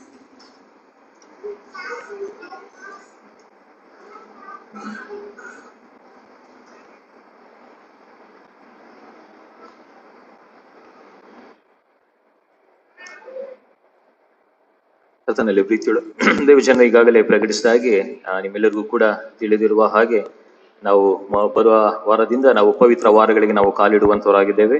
ಅದರಿಂದ ಬಹಳಷ್ಟು ಪ್ರಮುಖವಾದಂತಹ ಆರಾಧನೆ ಸಂಜೆ 7 ಗಂಟೆಗೆ ನಾವು ಆರಾಧನೆ ನಡೆಸುವಂತವರಾಗಿದ್ದೇವೆ. ಮತ್ತು ಸರ್ಕಾರದ ಕೆಲವು ನಿಯಮಗಳನ್ನ ನಾವು ಕಡ್ಡಾಯವಾದಂತಹ ರೀತಿಯಲ್ಲಿ ಪಾಲಿಸಿದರೆ ಮಾತ್ರ ಮುಂಬರುವಂತಹ ದಿವಸಗಳಲ್ಲಿ ಹಬ್ಬದ ಆರಾಧನೆಗಳನ್ನ ಸರಿಯಾದ ನಡೆಸಲು ಸಾಧ್ಯ. ಆದುದರಿಂದ ಅವರು ಕೊಡಲ್ಪಡುವಂತ ಎಲ್ಲಾ ರೀತಿಯಾದ ಸೂಚನೆಗಳನ್ನ ನಾವು ಆಧಾರ ಮಾಡಿಕೊಂಡು ಆ ಸೂಚನೆಗಳಿಗೆ ನಾವು ಬದ್ಧರಾಗಿದ್ದರೆ ನಾವು ಆರಾಧನೆ ನಡೆಸಲು ಮುಂದಿನ ದಿವಸಗಳಲ್ಲಿ ನಮಗೆ ಅವಕಾಶ ಕೊಡುತ್ತೇವೆ ಎಂಬುದಾಗಿ BBMP ಮತ್ತು ಸದಸ್ಯರುಗಳು ಮತ್ತು ಪೊಲೀಸ್ ಆಫೀಸರ್ಸ್ಗಳು ನಮಗೆ ತಿಳಿಸಿಕೊಟ್ಟಿದ್ದಾರೆ. ಪ್ರಾಮುಖ್ಯವಾಗಿ ಸಭೆಗಳಲ್ಲಿ ಮತ್ತು ಆಲಯದಲ್ಲೂ ಕೂಡ BBMPಯ ಮಾರ್ಷಲ್ಸ್ಗಳು ಮುಂದೆ ಬಂದು ಮತ್ತು ನಾವು ನಡೆಸುವಂತ ಆರಾಧನೆಗಳನ್ನು ಕೂಡ ಅವರು ಸೂಕ್ಷ್ಮವಾದಂತ ರೀತಿಯಲ್ಲಿ ಗಮನಿಸುವಂತವರಾಗಿದ್ದಾರೆ. ಆದುದರಿಂದ ಆರಾಧನೆಗೆ ಬರುವಂತವರು ಕಡ್ಡಾಯವಾದಂತಹ ರೀತಿಯಲ್ಲಿ ಮಾಸ್ಕ್ಗಳನ್ನ ನೀವು ಧರಿಸಿ ಮತ್ತು ಒಂದು ಬೆಂಚಿನಲ್ಲಿ 3 ಜನರು ಮಾತ್ರ ಕುಳಿತುಕೊಂಡರೆ ಮಾತ್ರ ನಮಗೆ ಆ ಅವಕಾಶಗಳು ಮುಂದಿನ ದಿವಸಗಳಲ್ಲಿ ಸಿಗುವಂತದ್ದಾಗಿದೆ. ಆದ್ರಿಂದ ಈ ಒಂದು ವಿಚಾರವನ್ನ ದಯವಿಟ್ಟು ಸೂಕ್ಷ್ಮವಾದಂತಹ ರೀತಿಯಲ್ಲಿ ತೆಗೆದುಕೊಳ್ಳಿರಿ ಮತ್ತು ಇದನ್ನ ಕಡ್ಡಾಯವಾದಂತಹ ರೀತಿಯಲ್ಲಿ ಪಾಲಿಸಿರಿ. ಆಗ ಮಾತ್ರ ನಾವು ಮುಂಬರುವಂತಹ ದಿವಸಗಳಲ್ಲಿ ಹಬ್ಬವನ್ನು ಕೂಡ ನಾವು ಸಂತೋಷದಿಂದ ಆಚರಿಸಲಿಕ್ಕೆ ಸಾಧ್ಯತೆ ಉಂಟು. ಮತ್ತು ಮಾತ್ರವಲ್ಲದೆ ಮುಂದಿನ ದಿವಸಗಳಲ್ಲಿ ಸರ್ಕಾರವು ತೆಗೆದುಕೊಳ್ಳುವಂತಹ ನಿರ್ಧಾರದ ಆಧಾರದ ಮೇಲೆ ನಾವು ಗುಡ್ ಫ್ರೈಡೆ ಮತ್ತು ಈಸ್ಟರ್ ಹಬ್ಬವನ್ನ ನಾವು ನಿಗದಿಪಡಿಸುವಂತವರಾಗಿದ್ದೇವೆ. ಏನಾದರೂ ಬದಲಾವಣೆಗಳು ಇದ್ದಿದ್ದ ಪಕ್ಷದಲ್ಲಿ ನಾವು ನಿಮಗೆ ವಾಟ್ಸಪ್ ಮೂಲಕವಾದಂತಹ ರೀತಿಯಲ್ಲಿ ನಾವು ತಿಳಿಸಿಕೊಡುವಂತವರಾಗಿದ್ದೇವೆ. ಯಾವುದೇ ಕಾರಣಕ್ಕೂ ಕೂಡ ಈ ಒಂದು ಆರಾಧನೆಗಳು ನಿಲ್ಲಬಾರದು ಎಂಬುದಾಗಿ ನಾವು ಅಂದುಕೊಂಡಿದ್ದ ಪಕ್ಷದಲ್ಲಿ ಅದಕ್ಕೆ ಪ್ರಮುಖವಾದಂತ ಒಂದು ಜವಾಬ್ದಾರಿಯುತವಾದಂತ ಒಂದು ಕಾರ್ಯವನ್ನ ಸಭೆಯವರಾದಂತ ನಾವು ಮಾಡಬೇಕು. ಅದೇನೆಂದರೆ ಪ್ರಾರ್ಥನೆ. ನಾವು ಪ್ರಾರ್ಥನೆಯನ್ನ ಬಲವಾದಂತ ರೀತಿಯಲ್ಲಿ ಮಾಡಿದ ಪಕ್ಷದಲ್ಲಿ ಈ ಒಂದು ಕರೋನಾ ವೈರಸ್ ಅನ್ನ ನಾವು ತಳ್ಳಿ ಹಾಕಲು ಸಾಧ್ಯ. ಇದರ 2ನೇ ಎಲೆ ಆರಂಭವಾಗಿದೆ ಎಂಬುದಾಗಿ ಕೂಡ ಹೇಳುವಂತವರಾಗಿದ್ದಾರೆ. ಅದು ಆರಂಭದಲ್ಲಿ ಸಂಪೂರ್ಣವಾದಂತಹ ರೀತಿಯಲ್ಲಿ ಅದು ನಾಶವಾಗಿ ಹೋಗಬೇಕು. ಅದಕ್ಕೆ ನಿಮ್ಮೆಲ್ಲರ ಒಂದು ಪ್ರಾರ್ಥನಾ ಒಂದು ಬೆಂಬಲ, ಪ್ರಾರ್ಥನಾ ಸಹಾಯ ಅತ್ಯಗತ್ಯ. ಆದುದರಿಂದ ಇವತ್ತಿನ ದಿವಸದಿಂದಲೇ ಅದಕ್ಕೋಸ್ಕರವಾಗಿ ವಿಶೇಷವಾದ ರೀತಿಯಲ್ಲಿ ಮಾಡಿ ಆ ಒಂದು ಯಾವುದೇ ವೈರಸ್ಗಳ ಅಟ್ಟಹಾಸ ಇನ್ನು ಮುಂದಿನ ದಿವಸಗಳಲ್ಲಿ ನಮ್ಮ ದೇಶದಲ್ಲಿ, ನಮ್ಮ ರಾಜ್ಯಗಳಲ್ಲಿ, ನಮ್ಮ ಪಟ್ಟಣಗಳಲ್ಲಿ ಅದು ಆಗಬಾರದು ಎಂಬುದಾಗಿ ನೀವು ನಿಮ್ಮ ಅನುದಿನದ ಪ್ರಾರ್ಥನೆಯಲ್ಲಿ ಬಲವಾದಂತ ರೀತಿಯಲ್ಲಿ ಪ್ರಾರ್ಥಿಸುವಾಗ ಅದನ್ನ ಸಂಪೂರ್ಣವಾದಂತ ರೀತಿಯಲ್ಲಿ ನಾವು ತಳಿಸಲು ಸಾಧ್ಯ. ಮತ್ತು ಮುಂದಿನ ದಿವಸಗಳಲ್ಲಿ ನಾವು ಸಂತೋಷದಿಂದ ನಾವು ಸಭೆಯಾಗಿ ಮತ್ತು ಕುಟುಂಬವಾಗಿ ಒಂದು ದೇವರನ್ನ ಆರಾಧಿಸಲು ಸಾಧ್ಯ. ಇದನ್ನ ಗಮನದಲ್ಲಿಟ್ಟುಕೊಂಡು ಮುಂದಿನ ದಿವಸಗಳಲ್ಲಿ ಈ ಒಂದು ವಿಚಾರವನ್ನ ನೀವು ಕೈಗೆತ್ತಿಕೊಳ್ಳುವಂತೆ ನಾನು ಪ್ರೀತಿಪೂರ್ವಕವಾಗಿ ನಿಮ್ಮನ್ನ ಕೇಳಿಕೊಳ್ಳುವಂತನಾಗಿದೆ. ಈಗ ನಮ್ಮ ಅರ್ಪಿಸುವಂತ ಕಾಣಿಕೆಗಳಿಗೋಸ್ಕರವಾಗಿ ಜನ್ಮದಿನವನ್ನ ಕಂಡಂತವರಿಗೆ ಮತ್ತು ವಿವಾಹ ವಾರ್ಷಿಕೋತ್ಸವನ ಕಂಡಂತವರಿಗೆ ನಾವು ಪ್ರಾರ್ಥನೆಗಳನ್ನ ನಾವು ಮಾಡಿಕೊಳ್ಳೋಣ. ನಾವು ಕ್ಷಣ ಕಾಲ ಪ್ರಾರ್ಥನಾ ಸಮಯದಲ್ಲಿ ನಮ್ಮನ್ನ ನಾವು ತೊಡಗಿಸಿಕೊಳ್ಳೋಣ. ಪ್ರೀತಿ ಸ್ವರೂಪನಾದಂತ ಸರ್ವಶಕ್ತನಾದ ತಂದೆಯ ದೇವರೇ, ನಿಮಗೆ ಸ್ತೋತ್ರ ಸ್ವಾಮಿ. ಕಳೆದ ದಿವಸಗಳೆಲ್ಲ ನಮ್ಮ ಜೀವಿತಗಳಲ್ಲಿ ನೀವು ಮಾಡಿರುವಂತ ಎಲ್ಲ ಉಪಕಾರಗಳನ್ನ ನಾವು ನೆನೆಸುವವರಾಗಿದ್ದುಕೊಂಡು ಬರಿಗೈಲಿ ನಿಮ್ಮ ಆಲಯಕ್ಕೆ ಬಾರದೆ ನಾವು ಕಾಣಿಕೆಯೊಂದಿಗೆ ಬಂದಿದ್ದೇವೆ. ಇದನ್ನ ನಾವು ಅರ್ಪಿಸುವಂತವರಾಗಿದ್ದೇವೆ. ಈ ಒಂದೆಲ್ಲಾ ಕಾಣಿಕೆಗಳನ್ನ ನೀವು ಆಶೀರ್ವದಿಸಿರಿ, ಬಲಪಡಿಸಿರಿ ಮತ್ತು ನಿಮ್ಮ ಸೇವೆಗೋಸ್ಕರವಾಗಿ ಉತ್ತಮವಾದಂತಹ ರೀತಿಯಲ್ಲಿ ಅದನ್ನು ಉಪಯೋಗ ಮಾಡಿಕೊಳ್ಳಿರಿ ಎಂಬುದಾಗಿ ಈ ಸಮಯದಲ್ಲಿ ನಾವು ಬೇಡಿಕೊಳ್ಳುತ್ತೇವೆ. ಮಾತ್ರವಲ್ಲದೆ ತಂದೆಯಾದ ದೇವರೇ, ಕಳೆದ ದಿವಸಗಳಲ್ಲಿ ಹಲವಾರು ಕುಟುಂಬಗಳಲ್ಲಿ ನೀವು ಮಹತ್ ಕಾರ್ಯಗಳನ್ನ ಮಾಡಿದ್ದೀರಿ ಮತ್ತು ಉತ್ತಮವಾದ ರೀತಿಯಲ್ಲಿ ಅವರ ಜೀವಿತಗಳಲ್ಲಿ ಬೇಕಾದಂತದ್ದೆಲ್ಲವನ್ನ ಒದಗಿಸಿಕೊಟ್ಟಿದ್ದಾರೆ. ಅದನ್ನು ನೆನೆಸಿ ಕೃತಜ್ಞತಾ ಭಾವದಿಂದ ಕೃತಜ್ಞತಾ ಕಾಣಿಕೆಯನ್ನು ಕೂಡ ಹಲವಾರು ಜನರು ಸಮರ್ಪಿಸುವಂತವರಾಗಿದ್ದಾರೆ. ಆ ಒಂದು ಕಾಣಿಕೆಗಳನ್ನು ಕೂಡ ನೀವು ಮಾನ್ಯ ಮಾಡಿರಿ ಸ್ವಾಮಿ. ಅವರ ಮುಂದಿನ ಜೀವಿತಗಳಲ್ಲಿ ನೀನು ಮಾಡಿದ ಉಪಕಾರವನ್ನ ನೆನೆಸಿ ನಿನ್ನನ್ನ ಉತ್ತಮವಾದ ರೀತಿಯಲ್ಲಿ ಹಲವಾರು ಜನರಿಗೆ ಅವರು ಸಾರಿ ತಿಳಿಸಲಿಕ್ಕೆ ಆ ಒಂದು ಕೃಪೆಗೆ ನೀವು ಅವರನ್ನು ಉತ್ತಮವಾದಂತಹ ಸಾಧನವನ್ನಾಗಿ ಉಪಯೋಗ ಮಾಡಿಕೊಳ್ಳಿರಿ ಎಂಬುದಾಗಿ ಬೇಡಿಕೊಳ್ಳುತ್ತೇವೆ. ಯಾರ್ಯಾರು ಜನ್ಮದಿನವನ್ನ ಕಂಡಿರುತ್ತಾರೋ ಅವರಿಗೋಸ್ಕರ ನಾವು ಬೇಡಿಕೊಳ್ಳುತ್ತೇವೆ. ಪ್ರೀತಿಯುಳ್ಳ ಸಹೋದರ ಸಹೋದರಿಯರನ್ನ ನೀವು ಆಶೀರ್ವದಿಸಿ ಬಲಪಡಿಸಿರಿ. ಕೊಟ್ಟಂತ ಮತ್ತೊಂದು ನೂತನವಾದಂತಹ ವರ್ಷಕ್ಕಾಗಿ ಸ್ತೋತ್ರ ಸ್ವಾಮಿ. ಈ ಒಂದು ನೂತನವಾದಂತಹ ವರ್ಷದಲ್ಲಿ ಅವರಿಗೆ ಬೇಕಾದಂತ ಎಲ್ಲ ಅಗತ್ಯತೆಗಳನ್ನ ನೀವು ಪೂರೈಸಿರಿ. ಅವ್ರು ಮಾಡುವಂತ ಕೆಲಸ ಕಾರ್ಯಗಳಲ್ಲಿ ಏಳಿಗೆಯನ್ನ, ವಿದ್ಯಾಭ್ಯಾಸಗಳನ್ನ ಮಾಡುತ್ತಿದ್ದಾರೆ. ವಿದ್ಯಾಭ್ಯಾಸದ ಜ್ಞಾನವನ್ನ ದಯಪಾಲಿಸಿಕೊಟ್ಟು ಇದೆಲ್ಲದಕ್ಕಿಂತ ಮಿಗಿಲಾಗಿ ನಿನ್ನ ವಾಕ್ಯದ ಜ್ಞಾನದಲ್ಲಿ ಹೆಚ್ಚಿನಂತ ರೀತಿಯಲ್ಲಿ ಅವರು ತಮ್ಮನ್ನ ತೊಡಗಿಸಿಕೊಳ್ಳಲಿಕ್ಕೆ ಆ ಒಂದು ಕೃಪೆಗೆ ನೀವು ಅವರನ್ನ ಆಶೀರ್ವದಿಸಿ ಬಲಪಡಿಸಿರಿ. ಯಾರ್ಯಾರು ವಿವಾಹ ವಾರ್ಷಿಕೋತ್ಸವನ ಕಂಡಿರುತ್ತಾರೋ ಅವರಿಗೋಸ್ಕರ ನಾವು ಬೇಡಿಕೊಳ್ಳುತ್ತೇವೆ ಸ್ವಾಮಿ.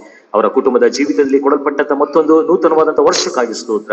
ಆ ಒಂದು ಹೊಸದಾದಂತಹ ವರ್ಷದಲ್ಲಿ ಅವರಿಗೆ ಬೇಕಾದಂತಹ ಎಲ್ಲಾ ರೀತಿಯಾದ ಅಗತ್ಯತೆಗಳನ್ನ ಪೂರೈಸಿರಿ. ಕುಟುಂಬದ ಜೀವಿತಕ್ಕೆ ಅವರಿಗೆ ಏನೇನು ಬೇಕು ಎಲ್ಲವನ್ನ ನೀವು ನೀಡುವುದರ ಮೂಲಕವಾಗಿ ಇನ್ನು ಹೆಚ್ಚಿನಂತ ರೀತಿಯಲ್ಲಿ ಕುಟುಂಬವಾಗಿ ನಿನ್ನ ಆಲಯಕ್ಕೆ ಬಂದು ನಿನ್ನನ್ನು ಸ್ತುತಿಸಿ ನಿನ್ನನ್ನು ಕೊಂಡಾಡಲಿಕ್ಕೆ ಆ ಒಂದು ಕೃಪೆಗೆ ಅವರನ್ನು ಆಶೀರ್ವದಿಸಿ ಬಲಪಡಿಸಿರಿ ಎಂಬುದಾಗಿ ಬೇಡಿಕೊಳ್ಳುತ್ತೇವೆ.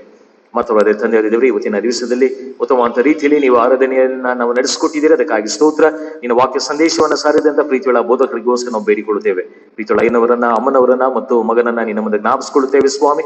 ದೂರದ ಪ್ರದೇಶದಿಂದ ಇಲ್ಲಿವರೆಗೆ ಪ್ರಯಾಣವನ್ನ ಉತ್ತಮವಾದ ರೀತಿಯಲ್ಲಿ ಮಾಡುವ ಹಾಗೆಯೂ ಮತ್ತು ಈ ಸಂದರ್ಭದಲ್ಲಿ ನಿನ್ನ ವಾಕ್ಯವನ್ನ ಉತ್ತಮವಾದ ರೀತಿಯಲ್ಲಿ ಅವರು ಸಾರಲಿಕ್ಕಾಗುವ ಹಾಗೆಯೂ ಕೊಟ್ಟಂತ ಎಲ್ಲಾ ಅವಕಾಶಗಳಿಗಾಗಿ ಸ್ತೋತ್ರ. ಇನ್ನು ಮುಂದಿನ ದಿವಸದ ಅವರ ಸೇವಾ ಜೀವಿತವನ್ನ ನಿನ್ನ ಹಸ್ತಕ್ಕೆ ಒಪ್ಪಿಸಿಕೊಡುತ್ತೇವೆ ಸ್ವಾಮಿ. ಮುಂದಿನ ಎಲ್ಲಾ ಸೇವಾ ಕಾರ್ಯಗಳಲ್ಲಿ ಅವರಿಗೆ ಬೇಕಾದಂತ ಉತ್ತಮವಾದಂತಹ ಮಾರ್ಗದರ್ಶನ ನೀನು ದಯಪಾಲಿಸಿಕೊಡಿರಿ. ಕೊಡಲ್ಪಟ್ಟಂತ ಸಭೆಯಲ್ಲಿ ಇನ್ನೂ ಹೆಚ್ಚಿನಂತ ರೀತಿಯಲ್ಲಿ ಅವರು ಸೇವಾ ಕಾರ್ಯಗಳನ್ನ ಮಾಡಿ ಸಭೆಯ ಎಲ್ಲ ಸದಸ್ಯರೆಲ್ಲರನ್ನು ಕೂಡ ನಿನ್ನ ರಾಜ್ಯದೆಡೆ ಅವರು ಮುಖ ಮಾಡಿ ತೋರಿಸಲಿಕ್ಕೆ ಒಂದು ಕೃಪೆಗೆ ಉತ್ತಮವಾದಂತಹ ಸಾಧನವನ್ನಾಗಿ ಪ್ರೀತಿಯುಳ್ಳ ಐನವರನ್ನ ಮತ್ತು ಅವರ ಕುಟುಂಬವನ್ನ ನೀವು ಆಶೀರ್ವದಿಸಿ ಬಲಪಡಿಸಿರಿ. ಮಾತ್ರಲ್ಲದೆ ಈ ಒಂದು ರಾತ್ರಿ ಸಮಯದಲ್ಲಿ ಮಾಡುವಂತಹ ಪ್ರಯಾಣದಲ್ಲಿಯೂ ಕೂಡ ಅವರ ಜೊತೆಗಾರರಾಗಿದ್ದು ಕೂಡ ಸುರಕ್ಷಿತವಾದಂತಹ ರೀತಿಯಲ್ಲಿ ಒಂದು ಉಡುಪಿ ಪಟ್ಟಣವನ್ನು ಅವರು ಮುಟ್ಟಲಿಕ್ಕೆ ಒಂದು ಕೃಪೆಗೂ ಕೂಡ ನೀವು ನಡೆಸಿರಿ ಎಂಬುದಾಗಿ ಈ ಸಮಯದಲ್ಲಿ ನಾವು ಬೇಡುವಂತವರಾಗಿದ್ದೇವೆ. ಮಾತಾಡೋದೇ ತಂದೆ ದೇವರೇ, ಈ ಸಮಯದಲ್ಲಿ ನಮ್ಮ ರಾಜ್ಯಕ್ಕೋಸ್ಕರವಾಗಿ, ನಮ್ಮ ಪಟ್ಟಣಕ್ಕೋಸ್ಕರವಾಗಿ, ನಮ್ಮ ದೇಶಕ್ಕೋಸ್ಕರವಾಗಿ ಬೇಡುವಂತವರಾಗಿದ್ದೇವೆ. ಮತ್ತೊಂದು ಆವೃತ್ತಿ ಈ ಒಂದು ಕರೋನಾ ವೈರಸ್ನ 2ನೇ ಅಲೆ ಏಳುವುದಕ್ಕೋಸ್ಕರವಾಗಿ ಸಿದ್ಧತೆಗೊಳ್ಳುತ್ತಾ ಇದೆ ಸ್ವಾಮಿ. ಅದು ಏಳುವುದಕ್ಕಿಂತ ಮುಂಚಿತವಾಗಿ ನಿನ್ನ ಅಧೀನಕ್ಕೆ ಅದನ್ನು ಮತ್ತೊಂದು ಆವೃತ್ತಿ ಒಪ್ಪಿಸಿಕೊಡುತ್ತೇವೆ.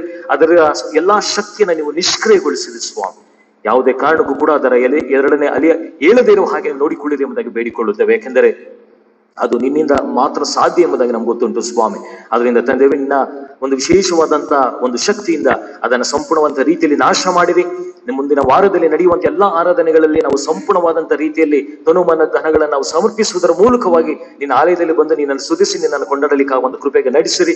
ಮತ್ತು ಉಳಿದ ಒಂದು ಶುಭ ಶುಕ್ರವಾರದಂದು ಮತ್ತು ನಿನ್ನ ಪುನರುತ್ಥಾನದ ಹಬ್ಬವನ್ನ ಕೂಡ ನಾವು ಸಂಭ್ರಮದಿಂದ ಆಚರಿಸಲಿಕ್ಕೆ ನಮ್ಗೆ ಅವಕಾಶವನ್ನ ಮಾಡಿಕೊಡಿರಿ ಎಂಬುದಾಗಿ ಈ ಸಮಯದಲ್ಲಿ ಬೇಡಿಕೊಳ್ಳುತ್ತೇವೆ ಸ್ವಾಮಿ. ಯಾವುದೇ ಕಾರಣಕ್ಕೂ ಕೂಡ ಯಾವುದೇ ರೀತಿಯಾದ ಈ ರೀತಿಯಾದ ಸಂಕಷ್ಟಗಳಿಗೆ, ಸಂದಿಗ್ಧ ಪರಿಸ್ಥಿತಿಗಳಿಗೆ ಮತ್ತೊಂದು ಆವೃತ್ತಿ ನಾವು ಸಿಕ್ಕಿ ಹಾಕಿಕೊಳ್ಳದೇ ಇರುವ ಹಾಗೆ ನಮ್ಮೆಲ್ಲರನ್ನ ಆಶೀರ್ವದಿಸಿ ಬಲಪಡಿಸಿರಿ ಎಂಬುದಾಗಿ ಬೇಡಿಕೊಳ್ಳುತ್ತೇವೆ. ಹೌದು ಸ್ವಾಮಿ, ನೀವು ಕೊಡಲ್ಪಟ್ಟಂತ ಕಳೆದ ಎಲ್ಲಾ ವರ್ಷಗಳಲ್ಲಿ ನಾವೇನಾದ್ರೂ ತಪ್ಪು ದೋಷಗಳನ್ನ ಮಾಡಿದರೆ ದಯವಿಟ್ಟು ನಮ್ಮನ್ನ ಕ್ಷಮಿಸಿರಿ. ಇನ್ನು ಮುಂದಿನ ದಿವಸಗಳಲ್ಲಿ ಆ ತಪ್ಪುಗಳನ್ನ ಮಾಡುವುದಿಲ್ಲ ಎಂಬುದಾಗಿ ನಿಮ್ಮ ಆಲಯದಲ್ಲಿ ನಾವು ಬೇಡುವಂತವರಾಗಿದ್ದೇವೆ, ನಿಮ್ಮನ್ನ ಕೇಳಿಕೊಳ್ಳುವಂತವರಾಗಿದ್ದೇವೆ. ಮತ್ತು ನಮಗೆ ಕೊಡಲ್ಪಟ್ಟಂತ ಅವಕಾಶವನ್ನ ನಾವು ಉತ್ತಮದ ರೀತಿಯಲ್ಲಿ ನಾವು ಸದುಪಯೋಗ ಪಡಿಸಿಕೊಂಡಂತವರಾಗಿ ಹೆಚ್ಚಿನಂತ ಸಮಯವನ್ನ ನಿನ್ನನ್ನು ಸ್ತುತಿಸುವುದರಲ್ಲಿ, ನನ್ನ ಕೊಂಡಾಡುವುದರಲ್ಲಿ, ನಿನ್ನ ವಾಕ್ಯವನ್ನ ಕೇಳಿಸಿಕೊಳ್ಳುವುದರಲ್ಲಿ ಮತ್ತು ಅದರ ಮೂಲಕವಾಗಿ ನಡೆಯುವುದರಲ್ಲಿ ನಮ್ಮನ್ನ ನಾವು ತೊಡಗಿಸಿಕೊಳ್ಳುತ್ತೇವೆ ಎಂಬುದಾಗಿ ಈ ಸಮಯದಲ್ಲಿ ಮತ್ತೊಂದು ಆವೃತ್ತಿ ನಿನ್ನ ಆಲಯದಲ್ಲಿ ನಿಮಗೆ ಪ್ರಮಾಣವನ್ನು ಮಾಡುವಂತವರಾಗಿದ್ದೇವೆ ಸ್ವಾಮಿ. ದಯವಿಟ್ಟು ನಮಗೆ ಆ ಒಂದು ಅವಕಾಶ ದಯಪಾಲಿಸಿಕೊಡಿರಿ. ಸಂಭ್ರಮದಿಂದ ಆ ಆರಾಧನೆಗಳಲ್ಲಿ ನಾವು ಪಾಲು ತೆಗೆದುಕೊಂಡು ನಾವು ಸಂತೋಷದಿಂದ, ಸಮಾಧಾನದಿಂದ ನಿನ್ನನ್ನು ಸ್ತುತಿಸುತ್ತಾ ಭಜಿಸುತ್ತಾ ಲೋಕದಲ್ಲಿ ಜೀವನ ಮಾಡಲಿಕ್ಕೆ ಒಂದು ಕೃಪೆಗೆ ನಮ್ಮನ್ನ ನಡೆಸಿರಿ ಸ್ವಾಮಿ. ನಮ್ಮ ಯಲಹಂಕ ಪಟ್ಟಣವನ್ನ, ನೀವು ಟೌನ್ ಮತ್ತು ಓಲ್ಡ್ ಟೌನ್ ಪಟ್ಟಣವನ್ನ ಆಶೀರ್ವಾದ ಮಾಡಿರಿ. ಇಲ್ಲಿರುವಂತಹ ಪ್ರತಿಯೊಬ್ಬ ಕ್ರೈಸ್ತ ಸಹೋದರ ಸಹೋದರಿಯರನ್ನ, ಅನ್ಯ ಜನರನ್ನು ಕೂಡ ನೀವು ಆಶೀರ್ವದಿಸಿ ಬಲಪಡಿಸಿರಿ. ಎಲ್ಲರೂ ಕೂಡ ಅವರು ಗ್ರಹಿಸಿಕೊಳ್ಳಬೇಕು, ಇದು ಯೇಸು ಸ್ವಾಮಿಯಿಂದಲೇ ಆಗುವಂತ ಮಹತ್ ಕಾರ್ಯ. ಆತನನ್ನ ಆತುಕೊಂಡು ಜೀವನ ಮಾಡಿದರೆ ಮಾತ್ರ ನಮಗೆ ಒಳಿತು ಎಂಬುದಾಗಿ ಎಲ್ಲರೂ ಕಂಡುಕೊಂಡು ನಿನ್ನ ಆಲಯಕ್ಕೆ ಓಡಿ ಬಂದು ನಿನ್ನನ್ನು ಸ್ತುತಿಸಿ ನಿನ್ನನ್ನು ಕೊಂಡಾಡಲಿಕ್ಕೆ ಒಂದು ಕೃಪೆಗೆ ನಡೆಸಿರಿ. ಇಡೀ ಪಟ್ಟಣದಲ್ಲಿರುವಂತಹ ಪ್ರತಿಯೊಬ್ಬ ಸದಸ್ಯರನ್ನ ನೀವು ಆಶೀರ್ವದಿಸಿರಿ. ಯಾವುದೇ ಕಾರಣಕ್ಕೂ ಕೂಡ ಈ ಒಂದು ವೈರಸ್ಸಿನ ಅಟ್ಟಹಾಸ ನಮ್ಮ ಪಟ್ಟಣದ ಮೇಲೆ ಬೀಳದೇ ಇರುವ ಹಾಗೆ ನೋಡಿಕೊಳ್ಳಿರಿ ಎಂಬುದಾಗಿ ಬೇಡಿಕೊಳ್ಳುತ್ತೇವೆ. ಬೆಂಗಳೂರು ಪಟ್ಟಣವನ್ನ ನಿಮ್ಮ ಹಸ್ತಕ್ಕೊಪ್ಪಿಸಿಕೊಡುತ್ತೇವೆ. ಬೆಂಗಳೂರು ಪಟ್ಟಣದಲ್ಲಿರುವಂತಹ ಪ್ರತಿಯೊಂದು ವಾರ್ಡ್ಗಳನ್ನ ನೀವು ಆಶೀರ್ವಾದ ಮಾಡಿರಿ. ಪ್ರತಿಯೊಂದು ಸ್ಥಳಗಳನ್ನ ಮುಟ್ಟಿರಿ, ನಿಮ್ಮ ರಕ್ತದಿಂದ ಪ್ರೋಕ್ಷಿಸಿರಿ ಸ್ವಾಮಿ. ಯಾವುದೇ ಕಾರಣ ಕೂಡ ಸೈತಾನನ ಶಕ್ತಿಗಳು ಏಳದಿರುವ ಹಾಗೆ ನೋಡಿಕೊಳ್ಳಿರಿ ಎಂಬುದಾಗಿ ಬೇಡಿಕೊಳ್ಳುತ್ತೇವೆ. ವಿಶೇಷವಾಗಿ ಪಟ್ಟಣದಲ್ಲಿರುವಂತಹ ಎಲ್ಲಾ ಅಧಿಕಾರಿಗಳನ್ನ ನೀನು ನಮ್ಮನ್ನು ಜ್ಞಾಪಿಸಿಕೊಳ್ಳುತ್ತೇವೆ. ಅವರಿಗೆ ಬೇಕಾದಂತ ಸೂಕ್ತ ಜ್ಞಾನವನ್ನ ದಯಪಾಲಿಸಿಕೊಡಿರಿ. ನಿರ್ಧಾರಗಳನ್ನ ತೆಗೆದುಕೊಳ್ಳುವಾಗ ಸರಿಯಾದ ರೀತಿಯಲ್ಲಿ ಆದ ನಿರ್ಧಾರಗಳನ್ನು ತೆಗೆದುಕೊಂಡು ಆ ಮೂಲಕವಾಗಿ ಉತ್ತಮವಾದಂತಹ ರೀತಿಯಲ್ಲಿ ಎಲ್ಲವನ್ನ ಅವರು ತೂಗಿಸಿಕೊಂಡು ಹೋಗಲಿಕ್ಕೆ ಒಂದು ಕೃಪೆಗೆ ನಡೆಸಿರಿ. ನಮ್ಮ ಕರ್ನಾಟಕ ರಾಜ್ಯವನ್ನ ನೀನು ಮುಂದೆ ಜ್ಞಾಪಿಸಿಕೊಳ್ಳುತ್ತೇವೆ ಸ್ವಾಮಿ. ರಾಜ್ಯದಲ್ಲಿರುವಂತಹ ಪ್ರತಿಯೊಂದು ಡಿಸ್ಟ್ರಿಕ್ಟ್ ಗಳನ್ನ, ಪ್ರತಿಯೊಂದು ತಾಲೂಕುಗಳನ್ನ, ಪ್ರತಿಯೊಂದು ಹಳ್ಳಿಗಳನ್ನ ನೀನು ಮುಂದೆ ಜ್ಞಾಪಿಸಿಕೊಳ್ಳುತ್ತೇವೆ. ಪ್ರತಿಯೊಂದು ಸ್ಥಳಗಳಲ್ಲಿ ಕೂಡ ನಿಮ್ಮ ಪ್ರಸನ್ನತೆ ಇರಲಿ ಸ್ವಾಮಿ. ಪ್ರಾಮುಖ್ಯವಾಗಿ ಎಲ್ಲಾ ಅಧಿಕಾರಿಗಳನ್ನ, ವಿಶೇಷವಾಗಿ ನಮ್ಮ ಮುಖ್ಯಮಂತ್ರಿಯವರನ್ನ ಮತ್ತು ಮಂತ್ರಿಮಂಡಲದ ಪ್ರತಿಯೊಬ್ಬ ಸದಸ್ಯರ ನೀವು ಆಶೀರ್ವಾದ ಮಾಡಿರಿ ಸ್ವಾಮಿ. ಅವರಿಗೆ ಸರಿಯಾದ ಮಾರ್ಗದರ್ಶನ ನೀವು ನೀಡುವುದರ ಮೂಲಕವಾಗಿ ಉತ್ತಮವಾದಂತಹ ನಿರ್ಧಾರಗಳನ್ನು ತೆಗೆದುಕೊಂಡು ಯಾವಾಗಲೂ ಕೂಡ ಪ್ರೀತಿ ಅನ್ಯೋನ್ಯತೆಯಲ್ಲಿ ನಾವೆಲ್ಲರೂ ಕೂಡ ಹೊಂದಾಣಿಕೆ ಮಾಡಿಕೊಂಡು ಲೋಕದಲ್ಲಿ ಜೀವನ ಮಾಡಲಿಕ್ಕೆ ಒಂದು ಕೃಪೆಗೆ ನೀವು ನಡೆಸಿರಿ. ನಮ್ಮ ದೇಶವನ್ನು ನಿನಗೆ ಒಪ್ಪಿಸಿಕೊಡುತ್ತೇವೆ. ದೇಶದಲ್ಲಿರುವಂತಹ ಪ್ರತಿಯೊಂದು ಸ್ಟೇಟ್ ಗಳನ್ನ ಆಶೀರ್ವಾದ ಮಾಡಿ, ಅಲ್ಲಿರುವಂತಹ ಎಲ್ಲಾ ಚೀಫ್ ಮಿನಿಸ್ಟರ್ ಗಳನ್ನ, ಮಾತ್ರವಲ್ಲದೆ ಪ್ರಧಾನ ಮಂತ್ರಿಯವರನ್ನ, ಗೃಹ ಮಂತ್ರಿಯವರನ್ನ ಮತ್ತು ಮಂತ್ರಿಮಂಡಲದ ಸಂಸದರ ಎಲ್ಲರನ್ನ ನಿನ್ನ ಮುಂದೆ ಜ್ಞಾಪಿಸಿಕೊಳ್ಳುತ್ತೇವೆ ಸ್ವಾಮಿ. ಅವರೆಲ್ಲರೂ ಕೂಡ ಉತ್ತಮವಾದಂತಹ ನಿರ್ಧಾರಗಳನ್ನು ತೆಗೆದುಕೊಳ್ಳಲಿ. ಒಳ್ಳೆ ಆರೋಗ್ಯ ಬಲಶಕ್ತಿಯನ್ನು ಅವರಿಗೆ ದಯಪಾಲಿಸಿಕೊಡಿರಿ. ಮಾತ್ರವಲ್ಲದೆ ಈ ಒಂದು ರೀತಿಯಾದ ಕೆಲಸ ಕಾರ್ಯ ನಿರ್ವಹಿಸುವುದರಲ್ಲಿ ಪ್ರಮುಖ ಪಾತ್ರವನ್ನು ವಹಿಸುವಂತಹ ಎಲ್ಲಾ ವೈದ್ಯಕೀಯ ಸಂಸ್ಥೆಯ ಸಂಘಟನೆಗಳನ್ನ ನಿನ್ನ ಮುಂದೆ ಜ್ಞಾಪಿಸಿಕೊಳ್ಳುತ್ತೇವೆ ಸ್ವಾಮಿ. ಅವರಲ್ಲಿಗೆ ಬೇಕಾದಂತಹ ಉತ್ತಮವಾದಂತಹ ಆರೋಗ್ಯ ಬಲಶಕ್ತಿಯನ್ನು ಕೂಡ ದಯಪಾಲಿಸಿಕೊಟ್ಟು ಯಾವ ರೀತಿಯಾದ ಕಾರ್ಯಗಳನ್ನ ಮಾಡಿದರೆ ಈ ಒಂದು ರೋಗದಿಂದ ಬಿಡುಗಡೆಯನ್ನ ಮಾಡಬೇಕೆಂಬ ಒಂದು ಆಲೋಚನೆಯನ್ನು ಕೂಡ ನೀವು ಅವರಿಗೆ ದಯಪಾಲಿಸಿಕೊಡಿರಿ ಸ್ವಾಮಿ. ಇಲ್ಲೆಲ್ಲದಕ್ಕಿಂತ ಮಿಗಿಲಾಗಿ ನಾವು ಯೇಸು ಸ್ವಾಮಿಯನ್ನು ಆತುಕೊಂಡು ಜೀವನವನ್ನು ಮಾಡಿದರೆ ನಮ್ಗೆ ಇದೆಲ್ಲದರಿಂದ ಬಿಡುಗಡೆ ಉಂಟು ಎಂಬುದಾಗಿ ಎಲ್ಲರೂ ಕೂಡ ದೇಶದಲ್ಲಿ ಅದನ್ನ ಕಂಡುಕೊಂಡು ನಿನ್ನಗೆ ಸ್ತುತಿ ಘನಮಾರ್ಗನ ಸಲ್ಲಿಸುವ ಒಂದು ಅವಕಾಶವನ್ನ ಎಲ್ಲವರಿಗೆ ನೀವು ದಯಪಾಲಿಸಿಕೊಡಿರಿ ಸ್ವಾಮಿ. ಮುಂಬರುವಂತಹ ವಾರವನ್ನ ನಿನ್ನ ಕೈಗೆ ಒಪ್ಪಿಸಿಕೊಡುತ್ತೇವೆ. ನೀವೇ ನಮ್ಮ ಜೊತೆಗಾರರಾಗಿ ಬನ್ನಿ ಸ್ವಾಮಿ. ಬೇಕಾದಂತ ಎಲ್ಲಾ ರೀತಿಯಾದ ಸೂಕ್ತ ರಕ್ಷಣೆಯನ್ನ ನೀವು ದಯಪಾಲಿಸಿಕೊಡಿರಿ. ಆ ಮೂಲಕವಾಗಿ ಸಂಭ್ರಮದಿಂದ ನಾವು ನಿನ್ನ ಒಂದು ಹಬ್ಬವನ್ನ ನಾವು ಆಚರಿಸಲಿಕ್ಕೆ ಒಂದು ಕೃಪೆಗೆ ನೀವು ನಡೆಸಲಿ ಸ್ವಾಮಿ. ಮತ್ತು ಪ್ರತಿಯೊಬ್ಬ ಜನರು ಕೂಡ ಅರಿತುಕೊಳ್ಳಲಿ, ಪುನರುತ್ಥಾನ ಹೊಂದಿದಂತ ದೇವರು ಒಬ್ಬನೇ, ಆತನು ಯೇಸು ಕ್ರಿಸ್ತನೆಂಬುದಾಗಿ ನಿನ್ನನ್ನು ಕಂಡುಕೊಂಡಂತವರಾಗಿದ್ದುಕೊಂಡು ಜಯದ ಹಾದಿಯಲ್ಲಿ ನಾವೆಲ್ಲರೂ ಕೂಡ ಜೀವಿಸಲಿಕ್ಕೆ ಒಂದು ಕೃಪೆಗೆ ನಮಗೆ ಅನುವು ಮಾಡಿ ಕೊಡಿರಿ ಎಂಬುದಾಗಿ ಎಲ್ಲಾ ಪ್ರಾರ್ಥನೆ ವಿಜ್ಞಾಪನೆಗಳನ್ನ ಯೇಸು ಸ್ವಾಮಿಯವರ ಮೊದಲಾದ ನಾಮದಲ್ಲಿ ಬೇಡಿ ಹೊಂದಿದ್ದೇವೆ ಸರ್ವಶಕ್ತನಾದಂತ ತಂದೆಯಾದ ದೇವರೇ, ಆಮೆನ್. ನಾವೆಲ್ಲರೂ ಕೊನೆಯದಾಗಿ ಎದ್ದು ನಿಂತುಕೊಂಡು ಹಾಡುವ ಸಂಗೀತಗಳಲ್ಲಿ 9ನೇ ಸಂಗೀತವನ್ನ ನಾವು ಹಾಡಿಕೊಳ್ಳೋಣ. 89ನೆಯ ಸಂಗೀತ.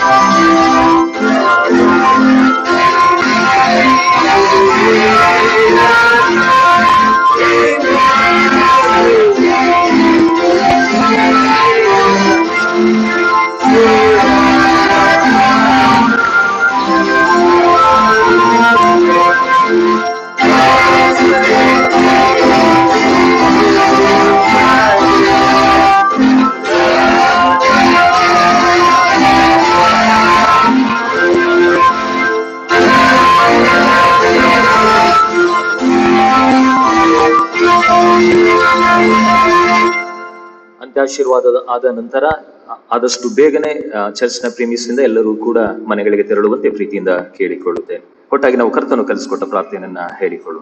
ಪರಲೋಕದಲ್ಲಿರುವ ನಮ್ಮ ತಂದೆ, ನಿನ್ನ ನಾಮ ಪರಿಶುದ್ಧವೆಂದು ಎಣಿಸಲ್ಪಡಲಿ. ನಿಮ್ಮ ರಾಜ್ಯವು, ನಿಮ್ಮ ಚಿತ್ತವು ಪರಲೋಕದಲ್ಲಿ ನೆರವೇರುವ ಪ್ರಕಾರ ಆಹಾರವನ್ನು ಇವತ್ತು ದಯಪಾಲಿಸಿ. ನಮಗೆ ತಪ್ಪು ಮಾಡಿದ್ರು ನಾವು ಕ್ಷಮಿಸಿದಂತೆ ನಮ್ಮ ತಪ್ಪನ್ನು ಕ್ಷಮಿಸಿ. ನಮ್ಮನ್ನು ಶೋಧನೊಳಗೆ ಸೇರಿಸಲಿಕ್ಕೆ ನಮ್ಮನ್ನು ತಪ್ಪಿಸಿ. ಯಾಕೆಂದ್ರೆ ರಾಜ್ಯವು ಬಲವು ಮಹಿಮೆಯು ಸದಾ ಕಾಲವಿಲ್ಲವೇ. ಆಮೆನ್.